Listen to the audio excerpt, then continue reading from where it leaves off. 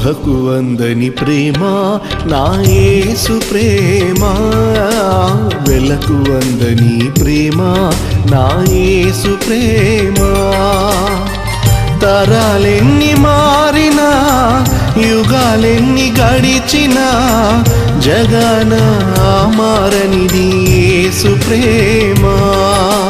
ప్రేమ ప్రేమ నా యేసు ప్రేమ, ప్రేమ ప్రేమ నా తండ్రి ప్రేమ, ప్రేమ ప్రేమ నా యేసు ప్రేమ, ప్రేమ ప్రేమ నా తండ్రి ప్రేమ.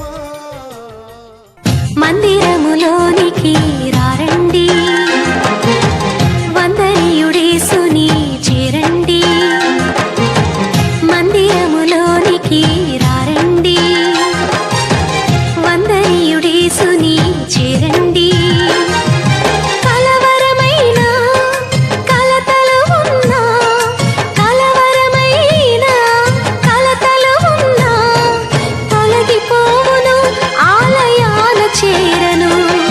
కలుగు సుఖములు ఆ ప్రభుని వేడను. మందిరములోనికి రారండి, వందనీయుడేసుని చేరండి.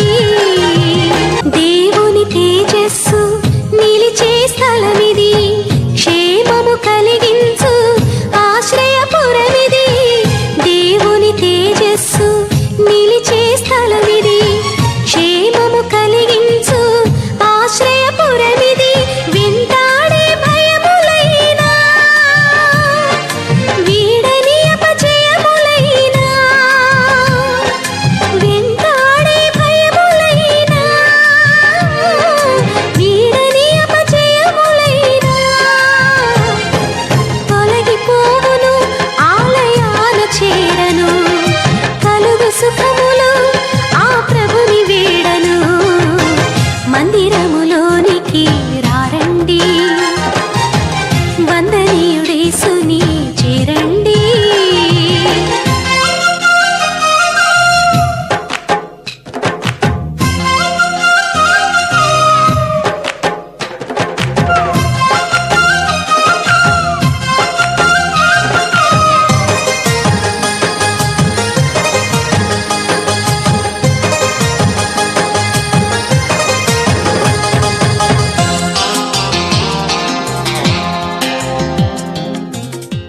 నా పేరు తంబి అండి. మాది పెదపాడు మండలం, గుడిపాడు గ్రామం.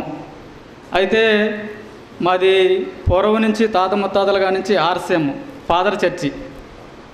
అయితే ఇక నాకు చిన్నప్పుడే బాప్తిస్మం ఇచ్చేశారు, అంటే మాకు జ్ఞానస్థానం అంటారు. చిన్నప్పుడే బాప్తిస్మం ఇచ్చేశారు. తర్వాత నాకు చాలా వరకు దేవుడి గురించి తెలియదు. బాప్తిస్మం తీసేసుకున్నాను. తర్వాత మామూలుగా ఇక లోకంలోనే జీవిస్తున్నాను, లోకంలో తిరుగుతున్నాను. నా వృత్తి ఏంటంటే చేపల వ్యాపారం, చేపలు అమ్మడం. మా ఏరియాలో మొత్తం అన్ని వేల ఎకరాలన్నీ కూడా చేపల చెరువులు, అన్నీ చేపల చెరువులే. అలాగే చేపలు కొనుక్కుంటూ అమ్ముతూ అలా జీవిస్తుంటే ఎక్కువగా నేను దేవాలయంకి వెళ్ళేవాడిని. దేవాలయంకి వెళ్ళినప్పుడు ఫాదర్ గారు వచ్చే సమయానికి దేవాలయం శుభ్రంగా తొడవడము, మరి ఆ ఫాదర్ గారు వచ్చేటప్పుడు శుభ్రంగా అన్నీ చకచక అన్నీ నేను ముందుగానే ఆదివారం అనేటప్పటికి 6 గంటలకి లేచిపోయి నీళ్లు మరి బకెట్లు తీసుకెళ్ళిపోయి శుభ్రంగా దేవాలయం కడగడం కానీ తొడవడం కానీ నేను చేసేవాడిని. ఏంటంటే మా గ్రామంలో అంత ఇదిగా పట్టించుకునే వాళ్ళు కాదు. నేను ఎక్కువగా దేవుని యొక్క సేవ చేయాలనేటువంటి ఆతృతతో నేను ఉన్నటువంటి సమయంలో, మరి అలా చేస్తున్నటువంటి సమయంలో మరి దేవుడు ఏం ఆలాపనిచ్చాడంటే పాటలు పాడేవాడిని. ఎందుకంటే మరి దావీదు గారు, కీర్తనకారుడు దావీదు గారు ఏ విధంగా తన యొక్క మరి ఆయన వీణ గానంతో ఎలా పాటలు పాడేవాడు, అలాగా ఎక్కువగా ఎవరైనా పాట పాడారనుకో ఆ పాటని క్యాచ్ చేసుకుంటాం. 10 సార్లు నేను మనసులో అనుకుంటాం ఆ పాట పాడడం. అట్లా పాటలు పాడుతూ ఉన్నటువంటి సమయంలో మరి మా ఫాదర్ గారు అన్నాడు, నువ్వు మంచి పాటలు బాగా పాడుతున్నావే, నువ్వు చూడకోకుండా మరి ఎలా నేర్చుకున్నావని అడిగితే, ఏముందయ్యా ఏముందయ్యా దేవుడిచ్చిన జ్ఞానంతో అలాగా నేను పాటలు పాడుతున్నానని అలాగే నేను మా ఫాదర్ గారికి చెప్పాను. మా ఫాదర్ గారు చెప్తే అప్పుడు నన్ను అన్నాడు, ఇక నువ్వు మంచి సేవకుడిగా నేను తయారు చేయాలనుకుంటున్నాను, నేను ఒక మాస్టర్గా అంటే సంఘం నీకు సంఘం ఇస్తాను, సంఘంలో నువ్వు చేయాలి మంచి ఉపదేశ మాస్టర్గా, మరి నీ యొక్క బోధ అందరికి అందాలని మరి మా ఫాదర్ గారు అన్నప్పుడు సరేనయ్యని నేను మరి ఇక నేను ఒక 7-8 సంవత్సరాల వరకు ఫాదర్ చర్చిలోనే, మాకు 9 గ్రామాల్లో ఉండే, మాది ఒడ్డుగూడెం ఇచ్చారు, పల్లెటూరు ఎక్కడో పల్లెటూరు మాది. అయితే ఆ యొక్క 9 గ్రామాల్లోకి వెళ్ళడం, ఒకసారి మాస్టర్ రాకపోతే కనుక నేను వెళ్ళడము, ఆ రోజు మరి మరియ తల్లి గురించి చెప్పడము, యేసుప్రభు గురించి చెప్పడము, ఇలాగా వాళ్ళ యొక్క క్రమాలు ఆర్సంలో ఉన్నటువంటి క్రమాల ప్రకారంగా నేను నడుస్తూనే ఉన్నానన్నమాట. అప్పుడు అలాగా మరి 7 సంవత్సరాలు 8 సంవత్సరాలు కూడా ఫాదర్ వెనకమల్లి మేము తిరగడము అన్నీ ఒక ప్రార్థన క్రమాలు నడిచిన తర్వాత ఒకరోజు మా ఆవిడేమో ఆర్సెం కాదు, రక్షణ సేన అనమాట. ఇక ఈ బైబిల్ ఎక్కువ చదువుద్ది అనమాట. ఈ బైబిల్ ఎక్కువ చదువుద్ది, నేనేమో ఆర్సెం బైబిల్ చదువుతాను అనమాట. నేనేమన్నానంటే ఆర్సెం బైబిల్ అయితే క్లియర్గా అర్థమవుద్ది, ఈ బైబిల్ అయితే అర్థం కాదు, ఆర్సెం బైబిల్ చదవని మీ ఇద్దరము ఒక్కొక్క రోజు అనుకుంటూ ఉన్న తర్వాత మా ఆవిడ ఏం చేసిందంటే పవన్ కుమార్ అయ్య గారి యొక్క ఏవిఎన్ టీవీ చూస్తుంది మన ఎక్కువగా పవన్ కుమార్ అయ్య గారు చూస్తుంది అనమాట. పవన్ కుమార్ అయ్య గారు చూస్తూనే నేను ఒకసారి అన్నాను, పవన్ కుమార్ గారు అసలు ఏం చెప్తున్నారు, ఆయన ఏం చెప్తున్నారు, ఆయనే అంటున్నావని నేను మా ఆవిడని గద్దించిన తర్వాత రెండో రోజు మరి మా ఆవిడ అక్కడ కొట్టుకాడికి అక్కడికి వెళితే కనుక మళ్ళీ నేను మా ఆవిడ పెట్టినది నేను ఎందుకు చూడకూడదని పవన్ కుమార్ అయ్య గారి ఛానల్ 100 ఛానల్ నెంబరు నేను పెట్టుకుంటే కనుక అక్కడ ఏమని అయ్యగారు చెప్తున్నారంటే ముందుగా పరలోకం గురించి నరకం గురించి చెప్తున్నాడు అనమాట. పరలోకానికి ఎలా వెళ్ళాలి, నరకానికి ఎలా వెళ్ళాలనేటువంటి ఖచ్చితంగా నాకు గుండెల్లో ఒక బాణం పొడుచుకున్నట్టుగా కరెక్ట్గా నేను పెట్టిన సమయంలోనే అదే వాక్యం నాకు వచ్చిందనమాట. ప్రియమైన దేవుని బిడ్డలారా, కనీసం నేను పెట్టుకున్న సమయంలోనే మా ఆవిడ కొట్టుకాడికి వెళ్ళిపోయింది. మా ఆవిడకి మరి ఇంకా టీవీ పెట్టుకోలేదు, నేను కూడా పెట్టుకుందామా అనేటువంటి మరి ఆలోచన నాకు పుట్టి కరెక్ట్గా 100 నెంబరు ఛానల్ పెట్టుకుని పవన్ కుమార్ గారు నేను చూశాను అనమాట. మొత్తం వాక్యం అయ్యేపరి చూశాను అనమాట. మరి పరలోకానికి ఎలా వెళ్ళాలి, నరకానికి ఎలా వెళ్ళాలి అని చక్కగా సున్నంగా అసలుకి నేను కూడా బైబిల్ చదివితే ఆర్సెం బైబిల్ చదివేటువంటి మనిషిని కూడా నిజంగా పరలోకం అంటే నరకం అంటే ప్రతి ఒక్క మాట కూడా తెల్లనగా ఒక్క తప్పు కూడా లేకుండా మంచి అసలు నేను వివరించడానికి నాకు అసలు మాటలు రావట్లేదు. ఆ యొక్క వాక్యం నా గుండెలో పొడుచుకున్నది. అప్పటి నుంచి నిజంగా అయ్యగారి దగ్గరికి వెళ్ళాలి, అయ్యగారితో నేను బాప్తిసం తీసుకోవాలి, నేను కూడా ఆయన యొక్క సంఘంలోనే ఇక నుంచి పరిపూర్ణుడిగా నేను ఉండాలి, నేను మంచి మనిషిగా జీవించాలని ఒక తీర్మానం తీసుకుని ఒకరోజు మరి అమ్మగారిని కూడా కలిసాము. తర్వాత అయ్యా ఆదివారం అయ్యా అని మళ్ళీ ఫోన్లో చక్కగా చెప్పారు.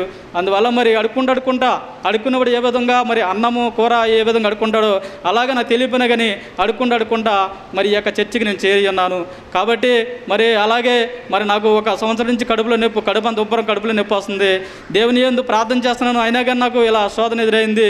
కాబట్టి మరి అమ్మగారు అయ్యగారు మీరు అందరూ కూడా నాకు ప్రార్థన చేసి నా కడుపులో నొప్పి తగ్గించేటువంటి విధానంగా మీరు ప్రార్థన చేయండి. ఇలాగే నేను కూడా సంఘంలో ఇలాగే మిమ్మల్ని అందరం కూడా అయ్యగారిని అమ్మగారిని మరి మిమ్మల్ని అందరూ కూడా అనుసరిస్తూ ఇక నా జీవిత యాత్రని దేవునికి అంకితం చేసుకుంటాను. ఇదే నా చిన్న సాక్ష్యము.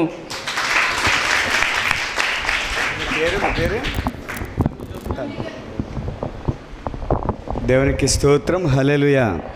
చాలా సంతోషం అండి. జోసెఫ్ తంబి గారు గుడిపాడు, అదే పెదపాడు దగ్గర గుడిపాడు. చాలా సంతోషం. మరి ప్రతిరోజు హెవెన్ టీవీలో వాక్యం విని ఎంత ఉంది, చాలా దీవించబడుతున్నారు. ఆయన నాతో ఫోన్లో మొన్న అన్న మాట ఏంటంటే, అయ్యగారు నేను మీ వాక్యం విని మారిపోయానండి, ఇంకా ఎంతమంది మారిపోతున్నారు నాకే అర్థం కావట్లేదండి అన్నారు. దేవునికి స్తోత్రం. నాకైతే చాలా ఆనందం అనిపించింది. దేవునికి వెంటనే మహిమ. మరి చాలామంది సత్యం కావాలి అన్నవాళ్ళు, మారాలన్నవాళ్ళు, బలపడాలి అన్నవాళ్ళు ఖచ్చితంగా హెవెన్ టీవీలో మరి యేసు నిన్ను ప్రేమించున్నాడనే వాక్యం చూసి చాలామంది మారుతున్నారు, దీవించబడుతున్నారు. మరి మీరు కూడా ప్రతి వారం వచ్చే వాక్యాలు చూడండి, ఖచ్చితంగా ఇంకా బలపడతారు. వీలున్నప్పుడల్లా ప్రతి ఆదివారం రండి, ఖచ్చితంగా ఆశీర్వదించబడతారు. అందరికీ దేవుడి పేట వందనాలు. మా నాన్నగారు అయిన reverend doctor P Pavan Kumar గారు వాక్యాన్ని అందిస్తారు. మనం అందరం వాక్యాన్ని దీవించబడదాం. అందరం కూడా కళ్ళు మూసుకుందాం, చిన్న ప్రార్థన చేసుకుందాం. పరిశుద్ధుడా నాయన, ప్రేమగల మా తండ్రి యేసయ్య, మీకు వందనాలు. ప్రభువా, గడిచిన ఆదివారం నుంచి ఈ సమయం వరకు నీ బిడలమైన మా అందరినీ మీ రెక్కల కింద భద్రపరిచి మరి యొక్క అవకాశాన్ని మీరు మాకు ఇచ్చినందుకు వందనాలు. ప్రభువా, ఈరోజు నీ భాగ్యం లేక ఎంతోమంది చనిపోయారు, ఎంతోమంది నాయన రోడ్ల వెంబడి తిరుగుతున్నారు, ఎంతోమంది మనశ్శాంతి లేకుండా ఉన్నారు. కానీ మాకైతే నీ కృపను బట్టి మేము ఏ పరిస్థితుల్లో ఉన్నా వాటి నుంచి విడుదలిస్తూ నీ సన్నిధికి వచ్చే భాగ్యాన్ని ఇస్తున్నందుకు వందనాలు ప్రభా. మరి నీ మాటలు వినాలని ఎంతో ఆశతో చాలా దూరాల నుంచి నీ బిడ్డలు వచ్చారు. వచ్చిన ప్రతి బిడ్డతో మీరు మాట్లాడండి. నన్ను మీ సిలువు చాటును మరుగు చేసుకోనండి. నీ బిడ్డలతోనూ నాతోనూ అందరితోనూ మీరే మాట్లాడమని, అందరినీ దీవించి ఆశీర్వదించమని యేసయ్య అతి పరిశుద్ధ నామమున అడిగి వేడుకొంచున్నాము తండ్రి. ఆమేన్. దేవునికి స్తోత్రం. హల్లెలూయా. చాలా సంతోషం అండి. కూడి వచ్చిన మీ అందరికీ మరి ఒకసారి వందనాలు, అందరికీ వందనాలు. ఆమేన్. మరి ఈ సమయం మరి యొక్క వాక్యంతో దేవుని యొక్క మాటలు విందాం. పరిశుద్ధ గ్రంథంలో నుంచి అందరము కూడా తీద్దాం. లూకా సువార్త 6వ అధ్యాయం. లూకా సువార్త 6వ అధ్యాయము అందరం కూడా తీద్దాం. 28వ వచనం చదవండి అమ్మా. అది మిమ్మును శపించు వారిని దీవించుడి, మిమ్మును బాధించు వారి కొరకు ప్రార్థన చేయుడి. చాలా సంతోషం. దేవునికి స్తోత్రం. హల్లెలూయా. ఈ రోజున మనకు అంశం ఏమిటంటే ఈ క్షణమే మీ శత్రువుల కోసం ప్రార్థన చేయుడి. ఏంటంటే అంశం ఈ క్షణమే. ఈ క్షణమే అనే సిరీస్లో మనం ఆల్రెడీ 2-3 వాక్యాలు నేర్చుకున్నాం. ఈ క్షణమే తొలగిపోండి, ఈ క్షణమే పారిపోండి అనేటువంటి 2 వాక్యాలు కూడా మనం నేర్చుకున్నాం. అలాగే 3వ పాయింట్గా ఈ క్షణమే అంటే రేపు కాదు, ఎల్లుండి కాదు, ఈ క్షణమే మీ శత్రువుల కోసం ప్రార్థన చేయుడి. హల్లెలూయా. ఏంటంటే అంశం ఈ క్షణమే శత్రువుల కోసం ప్రార్థన చేయండి.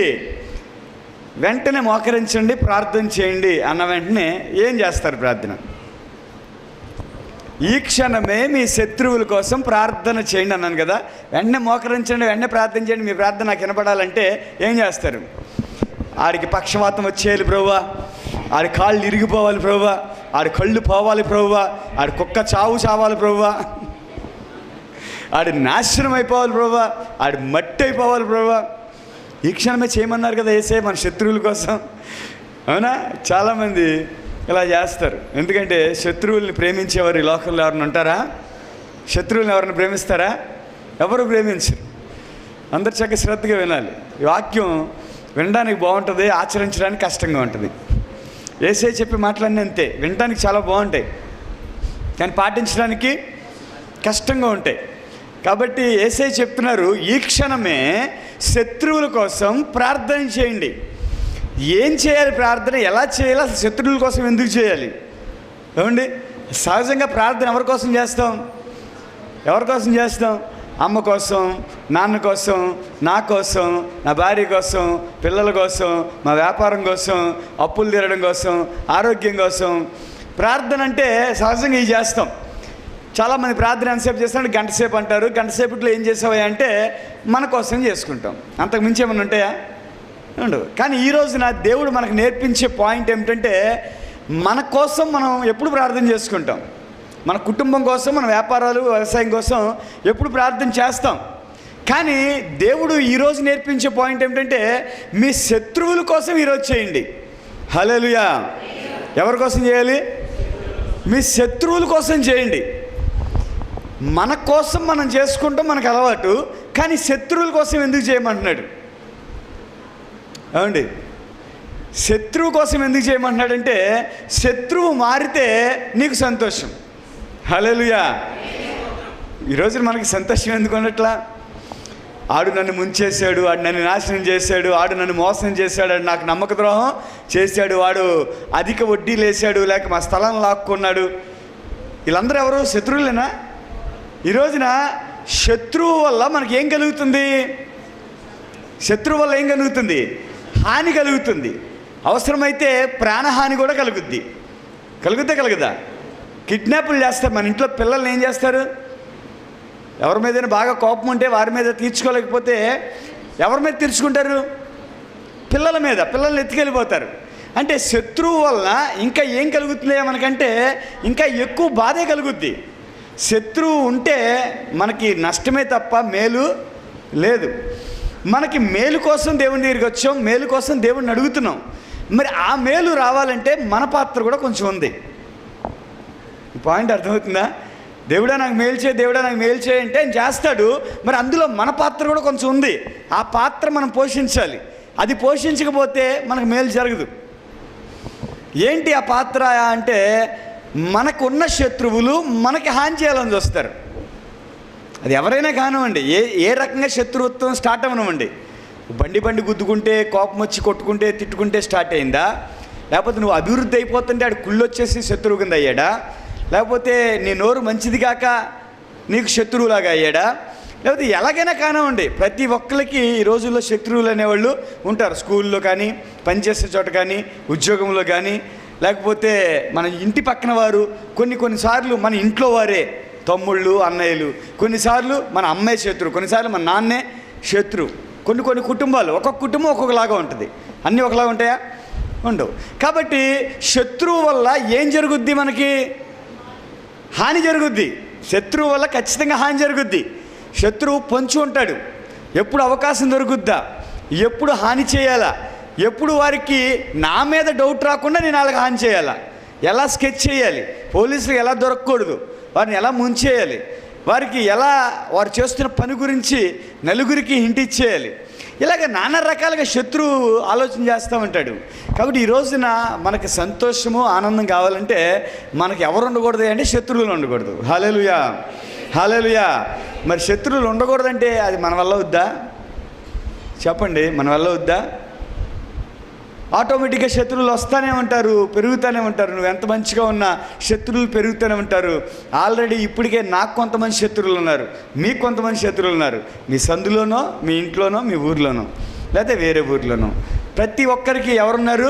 శత్రువులు ఉన్నారు. వాళ్ళు ఏం చేస్తారు అంటే మీ మీద లేనిపోని మాటలు చెప్తూ ఉంటాం, గెట్టని మాటలు చెప్తూ ఉంటాం, లేకపోతే నిందలు వేయటం ఉంటాం, లేకపోతే మీరు అభివృద్ధి అవుతూ ఉంటే వేరే చెడ్డ రూట్లో అవుతున్నారని చెప్పడం, లేకపోతే మీరు భక్తిగా జీవిస్తూ ఉంటే అదిగో వాళ్ళు భక్తిగా కాదు, వారు పాపం చేయడానికి వెళ్తున్నారు బైబిల్ ముసుగులు అని చెప్పడం, అదిగో ఉపవాస ప్రార్థనలకు వెళ్తున్నా, లేకపోతే అర్ధరాత్రులు హోల్ నైట్ ప్రేయర్లకు వెళ్తున్నా, లేదంటే వేరే ఊరు ప్రార్థనలకు వెళ్తున్నా చెడ్డ మాటలు పుకార్లు పుట్టించడం, ఇలాంటివన్నీ చేసేది ఎవరు చేస్తారు? మనం అంటే ఇష్టం ఉన్న వాళ్ళు, ఇష్టం లేని వాళ్ళ?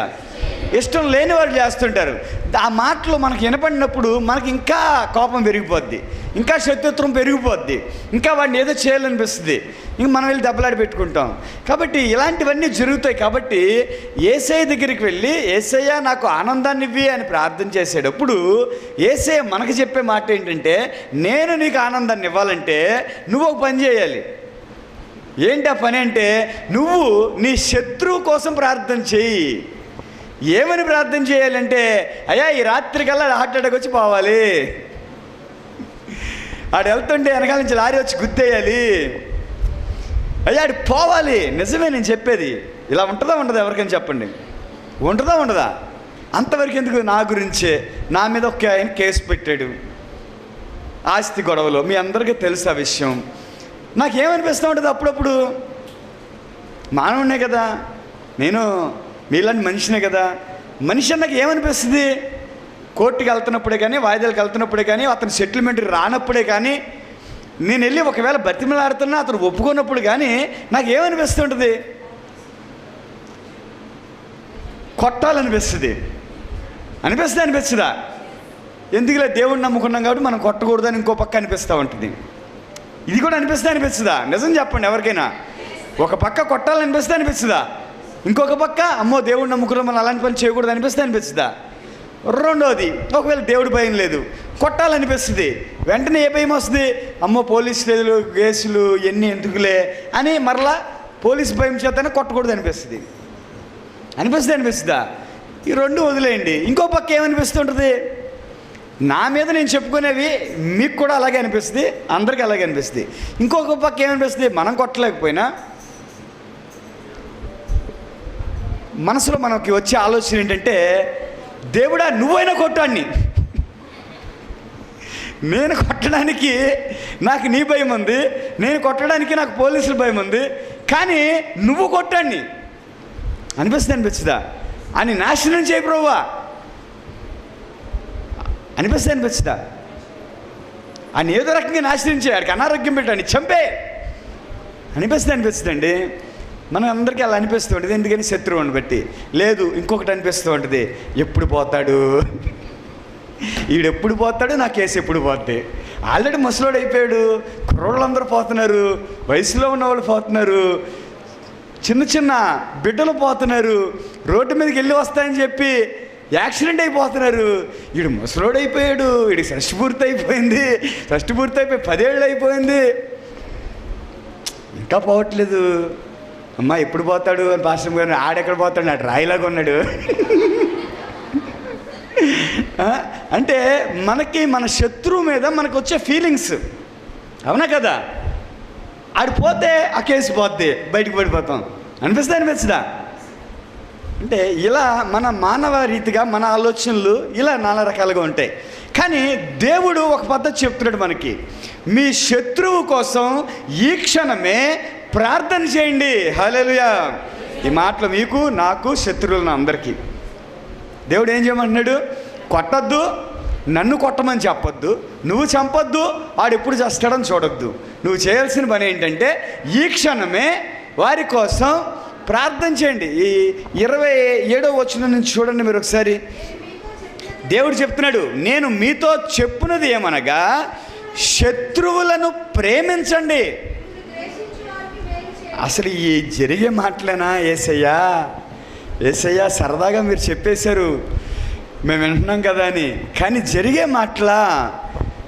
ఎవరిని ప్రేమిస్తారు? ఇష్టమైన వారిని ప్రేమిస్తారు.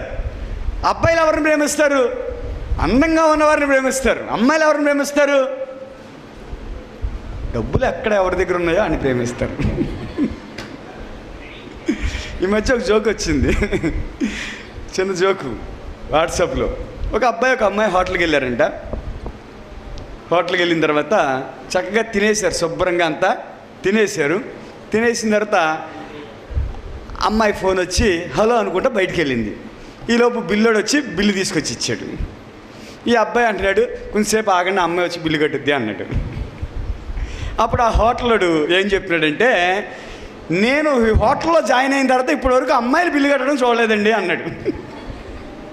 ఏం చూడలేదంట? నేను హోటల్లో జాయిన్ అయింది. ఏం మా అమ్మని ఎలా చూస్తున్నావు? కట్టావా నువ్వు? నువ్వు వింటాం కాదు, కోపంగా చూస్తున్నావు ఏంటి? అబ్బాయి వెళ్ళలేదా? Very good. అబ్బాయి చెప్తున్నమాట, నేను హోటల్లో జాయిన్ అయిన తర్వాత అమ్మాయి బిల్లు కడతాం చూడలేదు అంటున్నాడు. అంటే ఏంటి అర్థం? అబ్బాయిలే కడుతున్నాడు. కాబట్టి ఎవరిని ప్రేమిస్తారా అంటే సహజంగా ఇవన్నీ మనం అనకపోయినా బ్లాకుల్లో జరిగేవే. ఇష్టమైన వారిని ప్రేమిస్తారు, అందమైన వారిని ప్రేమిస్తారు, లేదా గౌరవించే వారిని ప్రేమిస్తారు, లేదా కుటుంబ సభ్యులు ఒకరినొకరు ప్రేమించుకుంటారు. కానీ దేవుడు చెప్పే మాట ఏంటి? శత్రువులను ప్రేమించండి. ఏమండి? యేసేని నమ్ముకున్న వాళ్ళకి యేసే చెప్పే మాటలు ఇవి. లోకంలో ఉన్నవారికి ఈ మాటలు ఎవరైనా చెప్తారా? చర్చికి రండమ్మా అంటే ఈ బాగు చేసే మాటలా, పాడు చేసే మాటలా? మరి ఇలా బాగు చేసే మాటలు అంటే అక్కడ రమ్మంటే రారే, పంపించరే, ఖాళీ లేదండి, కుదరదండి, మాకు ఆ దేవుడు కాదండి, నాది ఆ మతం కాదండి. కానీ ఇక్కడికి వస్తే యేసే చెప్పే ప్రతి మాట మన జీవితాన్ని మార్చుద్ది. హల్లెలూయా. మనల్ని స్టేషన్కి వెళ్ళనికుండా చేస్తుంది, కోర్టులకు వెళ్ళనికుండా చేస్తుంది, పెద్ద మనుషులు దోషిగా లేకుండా చేస్తుంది, మనల్ని అందరూ ప్రేమించేటట్టు చేస్తుంది. ఎప్పుడు? చర్చికి వస్తే కాదు, చర్చికి వచ్చి ఆయన మాటల్ని పాటిస్తే. హల్లెలూయా. కాబట్టి యేసే చెప్తున్నాడు ఏమనంటే, నేను మీతో చెప్పున్నది ఏమనగా, అసలు ఆ మాట చూడండి, నేను మీతో చెప్పున్నది ఏమనగా దేవుడు చెప్తున్నాడు ఏమని? మీ శత్రువులను ప్రేమించండి. అసలు ఆ మనసు ఎవ్వరికి ఉండదండి, ఎవ్వరికి ఉండదు. కాబట్టి తెచ్చుకోవాలి. ఒక్కరోజే రాదది, ఒక్కరోజే రాదు. ఈ రాత్రికి టాబ్లెట్ వేసుకుంటే జ్వరం తగ్గిపోయినట్టుగా ఈ రాత్రికి ఈ వాక్యం వింటే మనలో అంత వచ్చేది, శత్రువుని ప్రేమించే అంత. కాబట్టి ఏం చేయాలంటే రోజు ప్రాక్టీస్ చేయాలి. ముందుగా శత్రువు కనపడగానే నోటెమ్మట వచ్చే బూతులు ఉంటాయి చూసారా? ఏం చేయాలి? శత్రువు కనపడగానే ఏమొస్తే, ఎంత భక్తి పరులకైనా నోటెమ్మట అంటుకోకుండా ఏదో ఒక బూతు, ఈడు ఎప్పుడు చేస్తాడా, దొంగ సచ్చినోడు, అది ఇది వస్తాయా, నాకు పెద్దగా రావు, ఇలాంటి బూతులు. ఏం చేయాలి? శత్రువుని ప్రేమించాలంటే ముందు ఏం చేయాలి?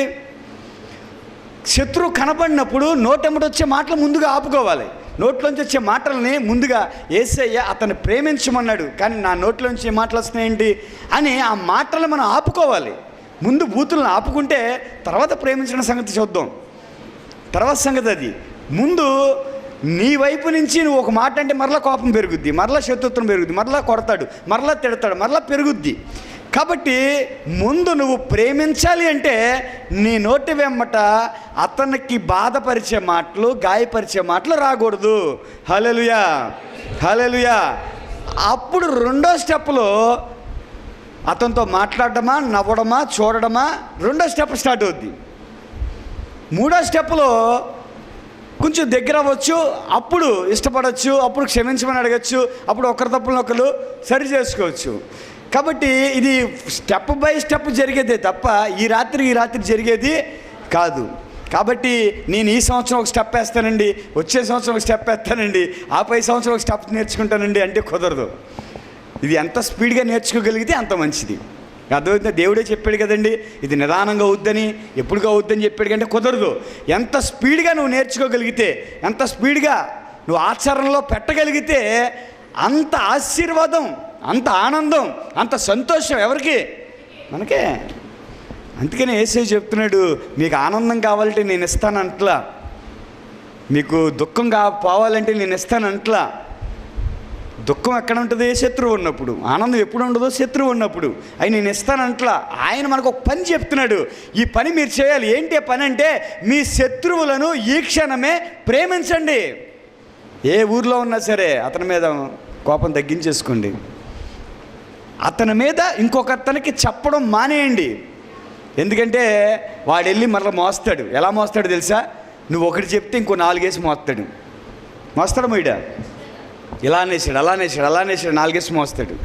కాబట్టి ప్రేమించినప్పుడు మనం తిట్టం, ప్రేమించినప్పుడు ఇంకొకరికి చెడ్డగా అందుకని యేసు అంటున్నాడు, నేను మీతో చెప్పినది ఏమనగా మీ శత్రువులని ప్రేమించండి. మనం కూడా యేసయ్యకి ఎవరమో తెలుసా? ఆయన బిడ్డలం కాకమునుపు మనం ఎవరు? ఆయన బిడ్డలం కాకమునుపు మనం ఎవరు? శత్రువులు. ఎలా శత్రువులు? అయ్యా ఆదాం దగ్గరికి వెళ్ళిపోయి మనం బిడ్డలమే అనకండి.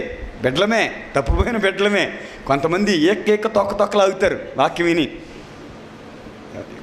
నేను మీకు వాక్యం తెలిసినవారుగా, అనుభవం ఉన్నవారుగా నేను మనందరూ శత్రువులు అన్నాను అనుకో. ఎలా శత్రువులు? ఆదాం దేవుని బిడ్డ, ఆదాంకు వచ్చిన వాళ్ళందరూ ఆయన బిడ్డలే, అందరం బిడ్డలు శత్రువులు అంటున్నారేంటి? ఈయనకేం వాక్యం రాదంటారు. అలా కాదు. ఏ రకంగా శత్రువు?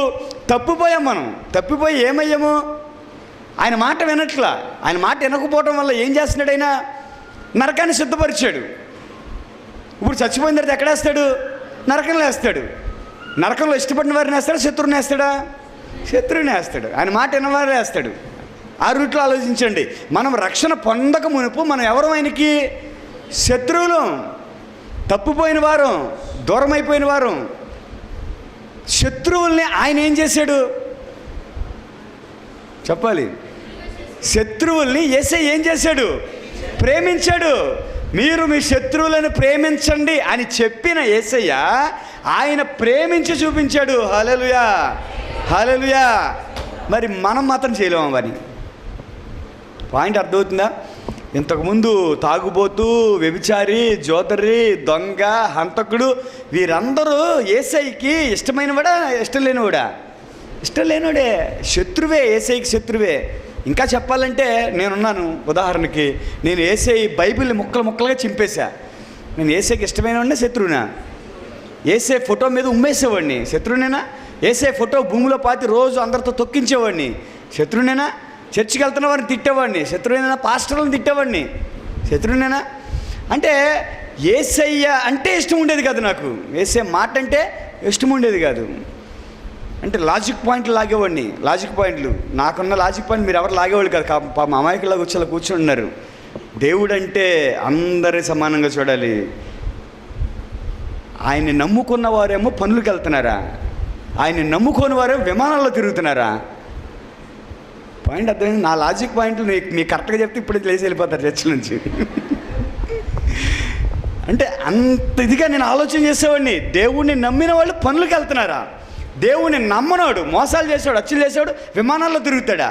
నమ్మినోడు ఇల్లు కారిపోతుందా? నమ్మనోడు అంతస్తుల మీద అంతస్తులు కడుతున్నాడా? నమ్మినోడికి సైకిల్ ప్యాచి డొక్క, నమ్మనోడు 2 లక్షల రూపాయలు బళ్ళ. ఇదేం న్యాయం అని దేవుడి మీద రివర్స్గా ఆలోచన చేసి దేవుడు అంటే నాకు పడేది కాదు. అర్థమవుతుందా? ఇలాగా అనేక మందిని అడిగితే సమాధానం వాళ్ళ దగ్గర ఉండేవి కాదు. ఇలాగ దేవుడికి నేను మిత్రునా శత్రువునా చెప్పండి? మామూలు శత్రువుని కాదు, బీభత్సమైన శత్రువుని. నేను చెప్పిన ప్రశ్నలన్నిటికీ ఇప్పుడు నా దగ్గర సమాధానం ఉంది. అప్పుడు లేదు నా దగ్గర. ఎప్పుడు లేదు? అప్పుడు లేదు. ఇప్పుడు ప్రతిదానికి సమాధానం మీరు అడిగితే నేను చెప్తాను. హల్లెలూయా. ఇలాగా అనేక సార్లు దేవుడి మీద వ్యతిరేకమైన ఆ పనులు చేసేవాడిని. జాతకాలు చూపించుకుంటే కలిసి వస్తుందేంటి? జాతకం చూపించుకున్న వెంటనే నాకు మారిపోయిందండి అని చెబుతూ ఉంటే దేవుడితో పని లేదా? ఇంకా నా ప్రశ్న, ఎవరో జాతకం దగ్గరికి వెళ్ళి వచ్చారు, మీరు ఓ ఉంగరం పెట్టుకున్నారు, నేను పలానా చోటుకి వెళ్ళి వచ్చానండి, ఉంగరం పెట్టగానే కలిసి వచ్చేసిందండి, నా అనారోగ్యం పోయిందండి, ఆరోగ్యం వచ్చేసిందండి, నాకు అప్పులు పోయినాయండి, ఇల్లు కట్టేసామండి అని చెబుతూ ఎప్పుడు నీకు జరిగినాయి అమ్మా అంటే జాతకం చూపించుకున్న కాడి నుంచి అని చెప్పిన మాటకి నాకు బీపీ వచ్చేసేదనమాట. అంటే ఒక చిన్న రాయి పెట్టుకుంటే నీ జీవితం మారిపోతే అంత గొప్ప దేవుణ్ణి నమ్ముకున్న మా జీవితం ఎంత మారిపోవాలి ఏమండి? సర్వ సృష్టిని సృష్టించిన ఆ యేసయ్యనే నమ్ముకున్న ఆ వ్యక్తి జీవితం ఎంత మారిపోవాలి? పాయింట్ అర్థమైందా? కాబట్టి ఇలాగ అనేక రకాలైనటువంటి ప్రశ్నలతో దేవునికి బద్ధ శత్రువుగా తయారైన వాడిని. మరి శత్రువుని ఏం చేశాడు? నేనొక్కడైనా శత్రువునికి ఎవరైనా ఉన్నారా భూమి మీద? ఎక్కడున్నా మనం అందరము కూడా ఆయనకి శత్రువులమే. అందరూ శత్రువులే. శత్రువుని అయితే మీరు చిన్న శత్రువు. నేను బల్లెంతో పడుతున్నా, మీరు సూత్తో పడుతున్నారు, అంతే. పాయింట్ అర్థమైందా? అక్కడ యేసయ్య బల్లెంతో ఏం చేశాడు? ఎక్కడ ఉంది బల్లెం? ఎక్కడ? ఇక్కడ బల్లెంతో ఏం చేశాడు? యాస్ పడుతున్నాడు. మీరేమో చిన్న సూదులు పెట్టుకొచ్చారు, అంతే. పెద్ద తేడా ఏం కాదు. అందరూ శత్రువులమే. కానీ ఆయన చేసి మనకు చెప్తున్నాడు, నేను చేసి మీకు చెప్తున్నాను, శత్రువులను ప్రేమించండి, శత్రువుని మిత్రుడైపోతాడు. హల్లెలూయా, హల్లెలూయా. ఈ రోజున శత్రువుని నేను యేసయ్యని ఎంతో ద్వేషించా. ఈరోజు యేసయ్యకి ఏమైపోయా నేను? ఆయన నన్ను ప్రేమించబట్టి ఈరోజు నేను ఆయన ప్రేమిస్తున్నా. పాయింట్ అర్థం చేసుకోండి. అదే ఆయన నన్ను ప్రేమించక, నీకోసం నేను చచ్చిపోయానని నాకు తెలియచేయక, నీకోసం నేను రక్తం కాచాను నాకు తెలియచేయక, నా మీద ఆయన పగ తీర్చుకోవడం మొదలుపెట్టాడు అనుకోండి. అసలు అనుకుందాం, ఆయన పగ తీర్చుకోవడం మొదలు పెడితే, ఆయన ఒక్కసారి పగ తీర్చుకుంటే నేను బూడిదైపోతాను. అలా కాకుండా కొంచెం తీర్చుకుంటున్నాడు అనుకోండి, నేను ఇంకా పెద్ద శత్రువుని అయిపోతాను ఏమన్నా ఆయనకి. అవుతున్నావునా? కానీ ఆయన నా మీద పగ తీర్చుకోకుండా, నేను ఎంత ఆయన్ని కొడుతున్నా, ఆయన తిడుతున్నా, ఆయన మీద ఉమ్మేస్తున్నా, ఆయన సేవకులు, ఆయన విశ్వాసుల్ని తిడుతూ ఉన్నా, ఆయన నన్ను ఎలా మార్చుకోవాలి, ఆయన ప్రేమను నాకు ఎలా తెలియచేయాలి, ఆయన నా కోసం ఎంత ప్రేమించాడు అని ఎలా తెలియచేయాలి, నన్ను ఎలా మార్చాలని ఆయన చూస్తున్నాడు తప్ప నా మీద ఆయన కోపాన్ని చూపించలేదు. కాబట్టే నేను మారిపోయాను, ఆయనకి నేను ఇప్పుడు దాసుని అయిపోయాను. హల్లెలూయా, హల్లెలూయా. కాబట్టి ఈ రోజున యేసయ్య శత్రువుని ప్రేమించాడు. ఈరోజు మనం కూడా మన శత్రువుల్ని ప్రేమించాలి, నేర్చుకోవాలి. యేసయ్య దగ్గర నేర్చుకోవాలి. ఆయన మనందరికీ గురువు. టీచర్స్ డే వచ్చినప్పుడు అందరూ కూడా టీచర్స్కి హ్యాపీ టీచర్స్ డే అన్నారు. ఎవరైనా యేసయ్యకి హ్యాపీ టీచర్స్ డే అని చెప్పారా? ఆయన మన గురువు అండి. నిజమేనా కదా? ఆయన దగ్గరే మనం నేర్చుకుంటున్నాం. ఆయనే మనకు పెద్ద గురువు. ఆయన ఏది చేశాడో మనం అది చెయ్యాలి. ఆయన ఏది చెప్పాడో అది మనం ఫాలో అవ్వాలి. ఈరోజున ప్రియమైన దేవుని బిడ్డలారా, భూమి మీద ఉన్న ప్రతి ఒక్కరిని ఆయన ప్రేమిస్తున్నాడు. ఎవరైతే అర్థం చేసుకున్నారో వారందరూ యేసయ్యకి బిడ్డలుగా మారుతున్నారు. అర్థం చేసుకుని వారు అలాగే ఉండిపోతాం, చేసేదేం లేదు. ఈరోజు మనం కూడా అంతే. మన శత్రువులను ప్రేమించాలి. మన వైపున ఫాల్ట్ లేకుండా మనం ప్రేమించాలి. ఆడు మారకపోతే మనం చేసేదేమి. దేవునికి స్తోత్రం, హల్లెలూయా. అర్థమవుతుందండి అందరికీ? యేసయ్య వైపు నుంచి ప్రేమిస్తున్నాడు. నేను మారకపోతే ఆయన చేసేది ఏముంటుంది? ఏమైనా ఉంటుందా?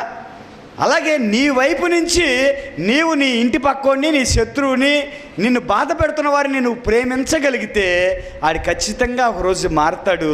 ఆడు మారలేదు అంటే నువ్వు చేసేదేమీ లేదు, అప్పుడు దేవుడు చూసుకుంటాడు.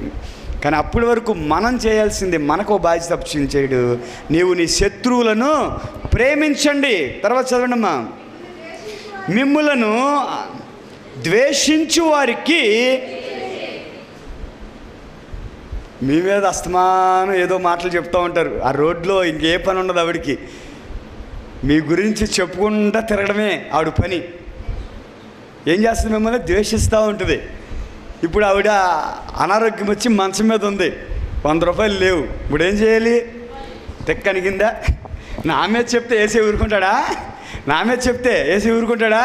నేను ఏసీ బిడ్డనే, నా మీద చెప్తే ఊరుకాడు. తెక్క బాగా అనిగిందిగా, నీకు అలాగే అవ్వాలి. హాస్పిటల్ బాలయ్యవా, 10 రోజులు ఉంటావు, 15 రోజులు ఉంటావు, అక్కడికి పోతావు, దరిద్రం వదిలిపోద్ది. ఈ సందంతా మనశ్శాంతిగా ఉంటుంది. మన ఆలోచన అది, అవునా కదా? కానీ దేవుడు ఏమంటున్నాడు? ద్వేషించు వారికి మేలు చేయండి. వాళ్ళు ఆపదలో ఉన్నప్పుడు, అడిగినప్పుడు, లేక నువ్వు తెలుసుకున్నప్పుడు ఏం చేయాలి? సహాయం చేయాలి. అసలు బాబోయ్, ఈ మాటలు వినటానికే కానీ ఎవడు పాటించడండి, ఎవడు పాటించడు. క్రైస్తవుడు అన్నవాడు చేయాల్సిన పనులు: శత్రువును ప్రేమించాలి, నిన్ను ద్వేషించే వారికి మేలు చేయాలి. స్పీడ్గా హాని చేయాలనే ఆలోచన వస్తుంది. ఫస్ట్ మనసుకి ఏమొస్తుంది? స్పీడ్గా హాని చేయాలి, తిట్టాలనే ఆలోచన వస్తుంది తప్ప మేలు చేయాలనే ఆలోచన ఎవరికి రాదు. స్పీడ్గా వచ్చిన ఆలోచనని తగ్గించుకోవాలి. ఏంటి నాకు ఎలాంటి ఆలోచన వస్తుంది? యేసయ్య ఏం చెప్పాడు? మేలు చేయమన్నాడు కదా, సరే మేలు చేద్దాం. అంతా నా వల్ల కాకపోయినా నా వల్ల అయినంతైనా మేలు చేద్దాం. దేవుడు ఏం చెప్తున్నాడు? హాస్పిటల్స్లో ఉన్న వారికి, బట్టలు లేని వారికి, తండ్రులు లేని వారికి, తల్లులు లేని వారికి, అలాగే అనాథులకు, బేదలకు, వెధవరాళ్లకు, అలాగే అవసరతల్లో ఉన్నవారికి, ఎవరికి సహాయం చేసినా ఎవరికి చేసినట్టు? దేవుడికి చేసినట్టే. నాకు చేశారు అన్నాడు. ఎవరికి చేశారు? నాకు చేశారు. నేను మొన్న జ్యూస్ తాగటానికి షాప్ దగ్గరికి వెళ్ళా. బత్త జ్యూస్ ఇవ్వండి అన్న. ఆడు 30 రూపాయలు చెప్పాడు. జ్యూస్ తాగుతున్నా. ఈలోపు ఒక అమ్మాయి వచ్చింది, అడుక్కున్న అమ్మాయి. 50 రూపాయలు కాగితం ఇచ్చాను, ఆడు నాకు 2 10 ఇచ్చాడు. అడుక్కున్న అమ్మాయి వచ్చి బాగా దీనంగా మనసు పెట్టి అడుగుతున్నాను. ఇప్పుడు ఏం చేయాలి? ఇవ్వాలి. ఆడిచ్చిన 20లో ఓ 10 తీసి ఇచ్చా. ఈ అమ్మాయి గబగబా, అడుక్కునే అమ్మాయి గబగబా వెళ్ళిపోయి, వీళ్ళకి ఒక బ్యాచ్ ఉంటుంది, 4-5 టీముగా అడుక్కుంటూ ఉంటారు. ఈ అమ్మాయి గబగబా అడుక్కుంటూ వెళ్ళిపోయి, ఏమే నాకు 10 ఇచ్చాడు రూపాయలవే అంది. వెంటనే ఇంకో అమ్మాయి వచ్చేసాయ్యా అంది. అనగానే ఇప్పుడు ఏం చేశా? ఆ 10 కూడా తీసిచ్చా. ఆ అబ్బాయి చూస్తున్నాడు. ఈ అమ్మాయి వెళ్ళిపోయి ఇంకో అమ్మాయికి చెప్పడానికి ప్లాన్ వేస్తుంది. ఈలోపు వెంటనే నాకు ఇంకో 10 ఇచ్చాడు, నువ్వు కూడా ఇల్లు అని చెప్పడానికి ప్లాన్ వేస్తుంది. ఇంకో అమ్మాయి రాకమునిపే ఇలా అన్నాడు, ఎంత గొడ్డులా కష్టపడి కొనుక్కొచ్చి కోసి పంచదార పిండి వేసి అయ్యేసి ఇంత చేసి వర్షం పడుతుంటే ఎండ పడుతుంటే పోలీసు వాళ్ళు వస్తుంటే పొద్దున్న సాయంత్రం వరకు తిండిలాక క్యారేజీలో రోడ్డు మీద నుంచి తింటంటే నాకు 30 ఇలా వచ్చిన వాళ్ళకి వాళ్ళకి 10 ఇచ్చుకుంటూ పోతున్నారండి. ఇంకా మేము కూడా పని చేస్తే బాగుంటుందండి అన్నాడు. మీ పాయింట్ అర్థమైందా? ఆడ బత్తకాయలు తేడంట, ఇంకా పంచదార తేడంట, కొయ్యడంట, పిండడంట, ఏగలు తోలుకోడంట, క్యారేజ్ తెచ్చుకుని రోడ్డు మీద తిండంట, ఈడు కూడా అడుక్కుంటాడంట. అంటే ఎంత కుళ్ళు చూసారా? అంటే సహాయం చేస్తున్నా వెనకాల చేయనివ్వరు. ఇప్పుడు ఆడ ఆ మాటలు అనేపటికల్లా నా మనసులోకి ఏమొచ్చేసింది? ఇంకెవరిని వస్తే ఇంకెవ్వకూడదు, ఈడు ఏడుతున్నాడు అనిపించింది. ఇచ్చే నాకు బాధ లేదు, ఈడు ఏడుతున్నాడని ఇవ్వకూడదు అనిపించేసింది. అంటే సహజంగా మనం ఎప్పుడు ఇవ్వం. మొత్తం నెల మొత్తం మీద చూస్తే ఎవడైనా సరే, ఇక్కడ ఉన్న వాళ్ళు ఎవరైనా నెల మొత్తం మీద 1-2 సార్లు ఇస్తారు, అంతకని ఇస్తారా? రోజు ఇవ్వడమే మన పని ఏంటి? రోజు మన సెంటర్లో నుంచుంటావా? రోజు అడుక్కునేవాడు వచ్చి అడుగుతాడా? ఏమన్నా షో గారు, రోజు రోడ్డు మీద నుంచుంటావా? రోజు అడుక్కునేవాడు అడుగుతాడా? మనం ఎప్పుడో నుంచుంటాం, ఏదో పని మీద నుంచుంటాం, అప్పుడే ఒకసారి వస్తాడు. ఆ ఒక్కడికి 10 ఎత్తే ఏమైందని ఆ ఉద్దేశంతో నేను ఇస్తే ఇచ్చేవాడిని కూడా చెడగొడుతున్నాను అనమాట. కాబట్టి సహాయం చేయాలి. చేసినప్పుడు అది ఎవరికి చేసినట్టు? దేవుడికి చేసినట్టు. ఇక్కడ చెప్తున్నాడు, నిన్ను ద్వేషించిన వారికి నువ్వు మేలు చేయి. ద్వేషించిన వారికి అది ఎవరికి చేసినట్టు? దేవుడికి చేసినట్టు. నెక్స్ట్, ద్వేషించిన వాడు ఇంకొకసారి ద్వేషించడు. హల్లెలూయా. ద్వేషిస్తాడా? చెప్పండి. నీ మీద చెడ్డ మాటలు చెప్పుకుంటూ ఊరంతా తిరుగుతున్నాడు, అతడు ఆపదలో ఉన్నాడు, నువ్వు వెళ్ళి అతనికి కావాల్సిన అవసరత తీర్చావు, నీ మీద ఇంకొకసారి చెడ్డగా చెప్తాడా? ఆలోచించండి ఒకసారి. రియాలిటీలోకి వెళ్ళండి.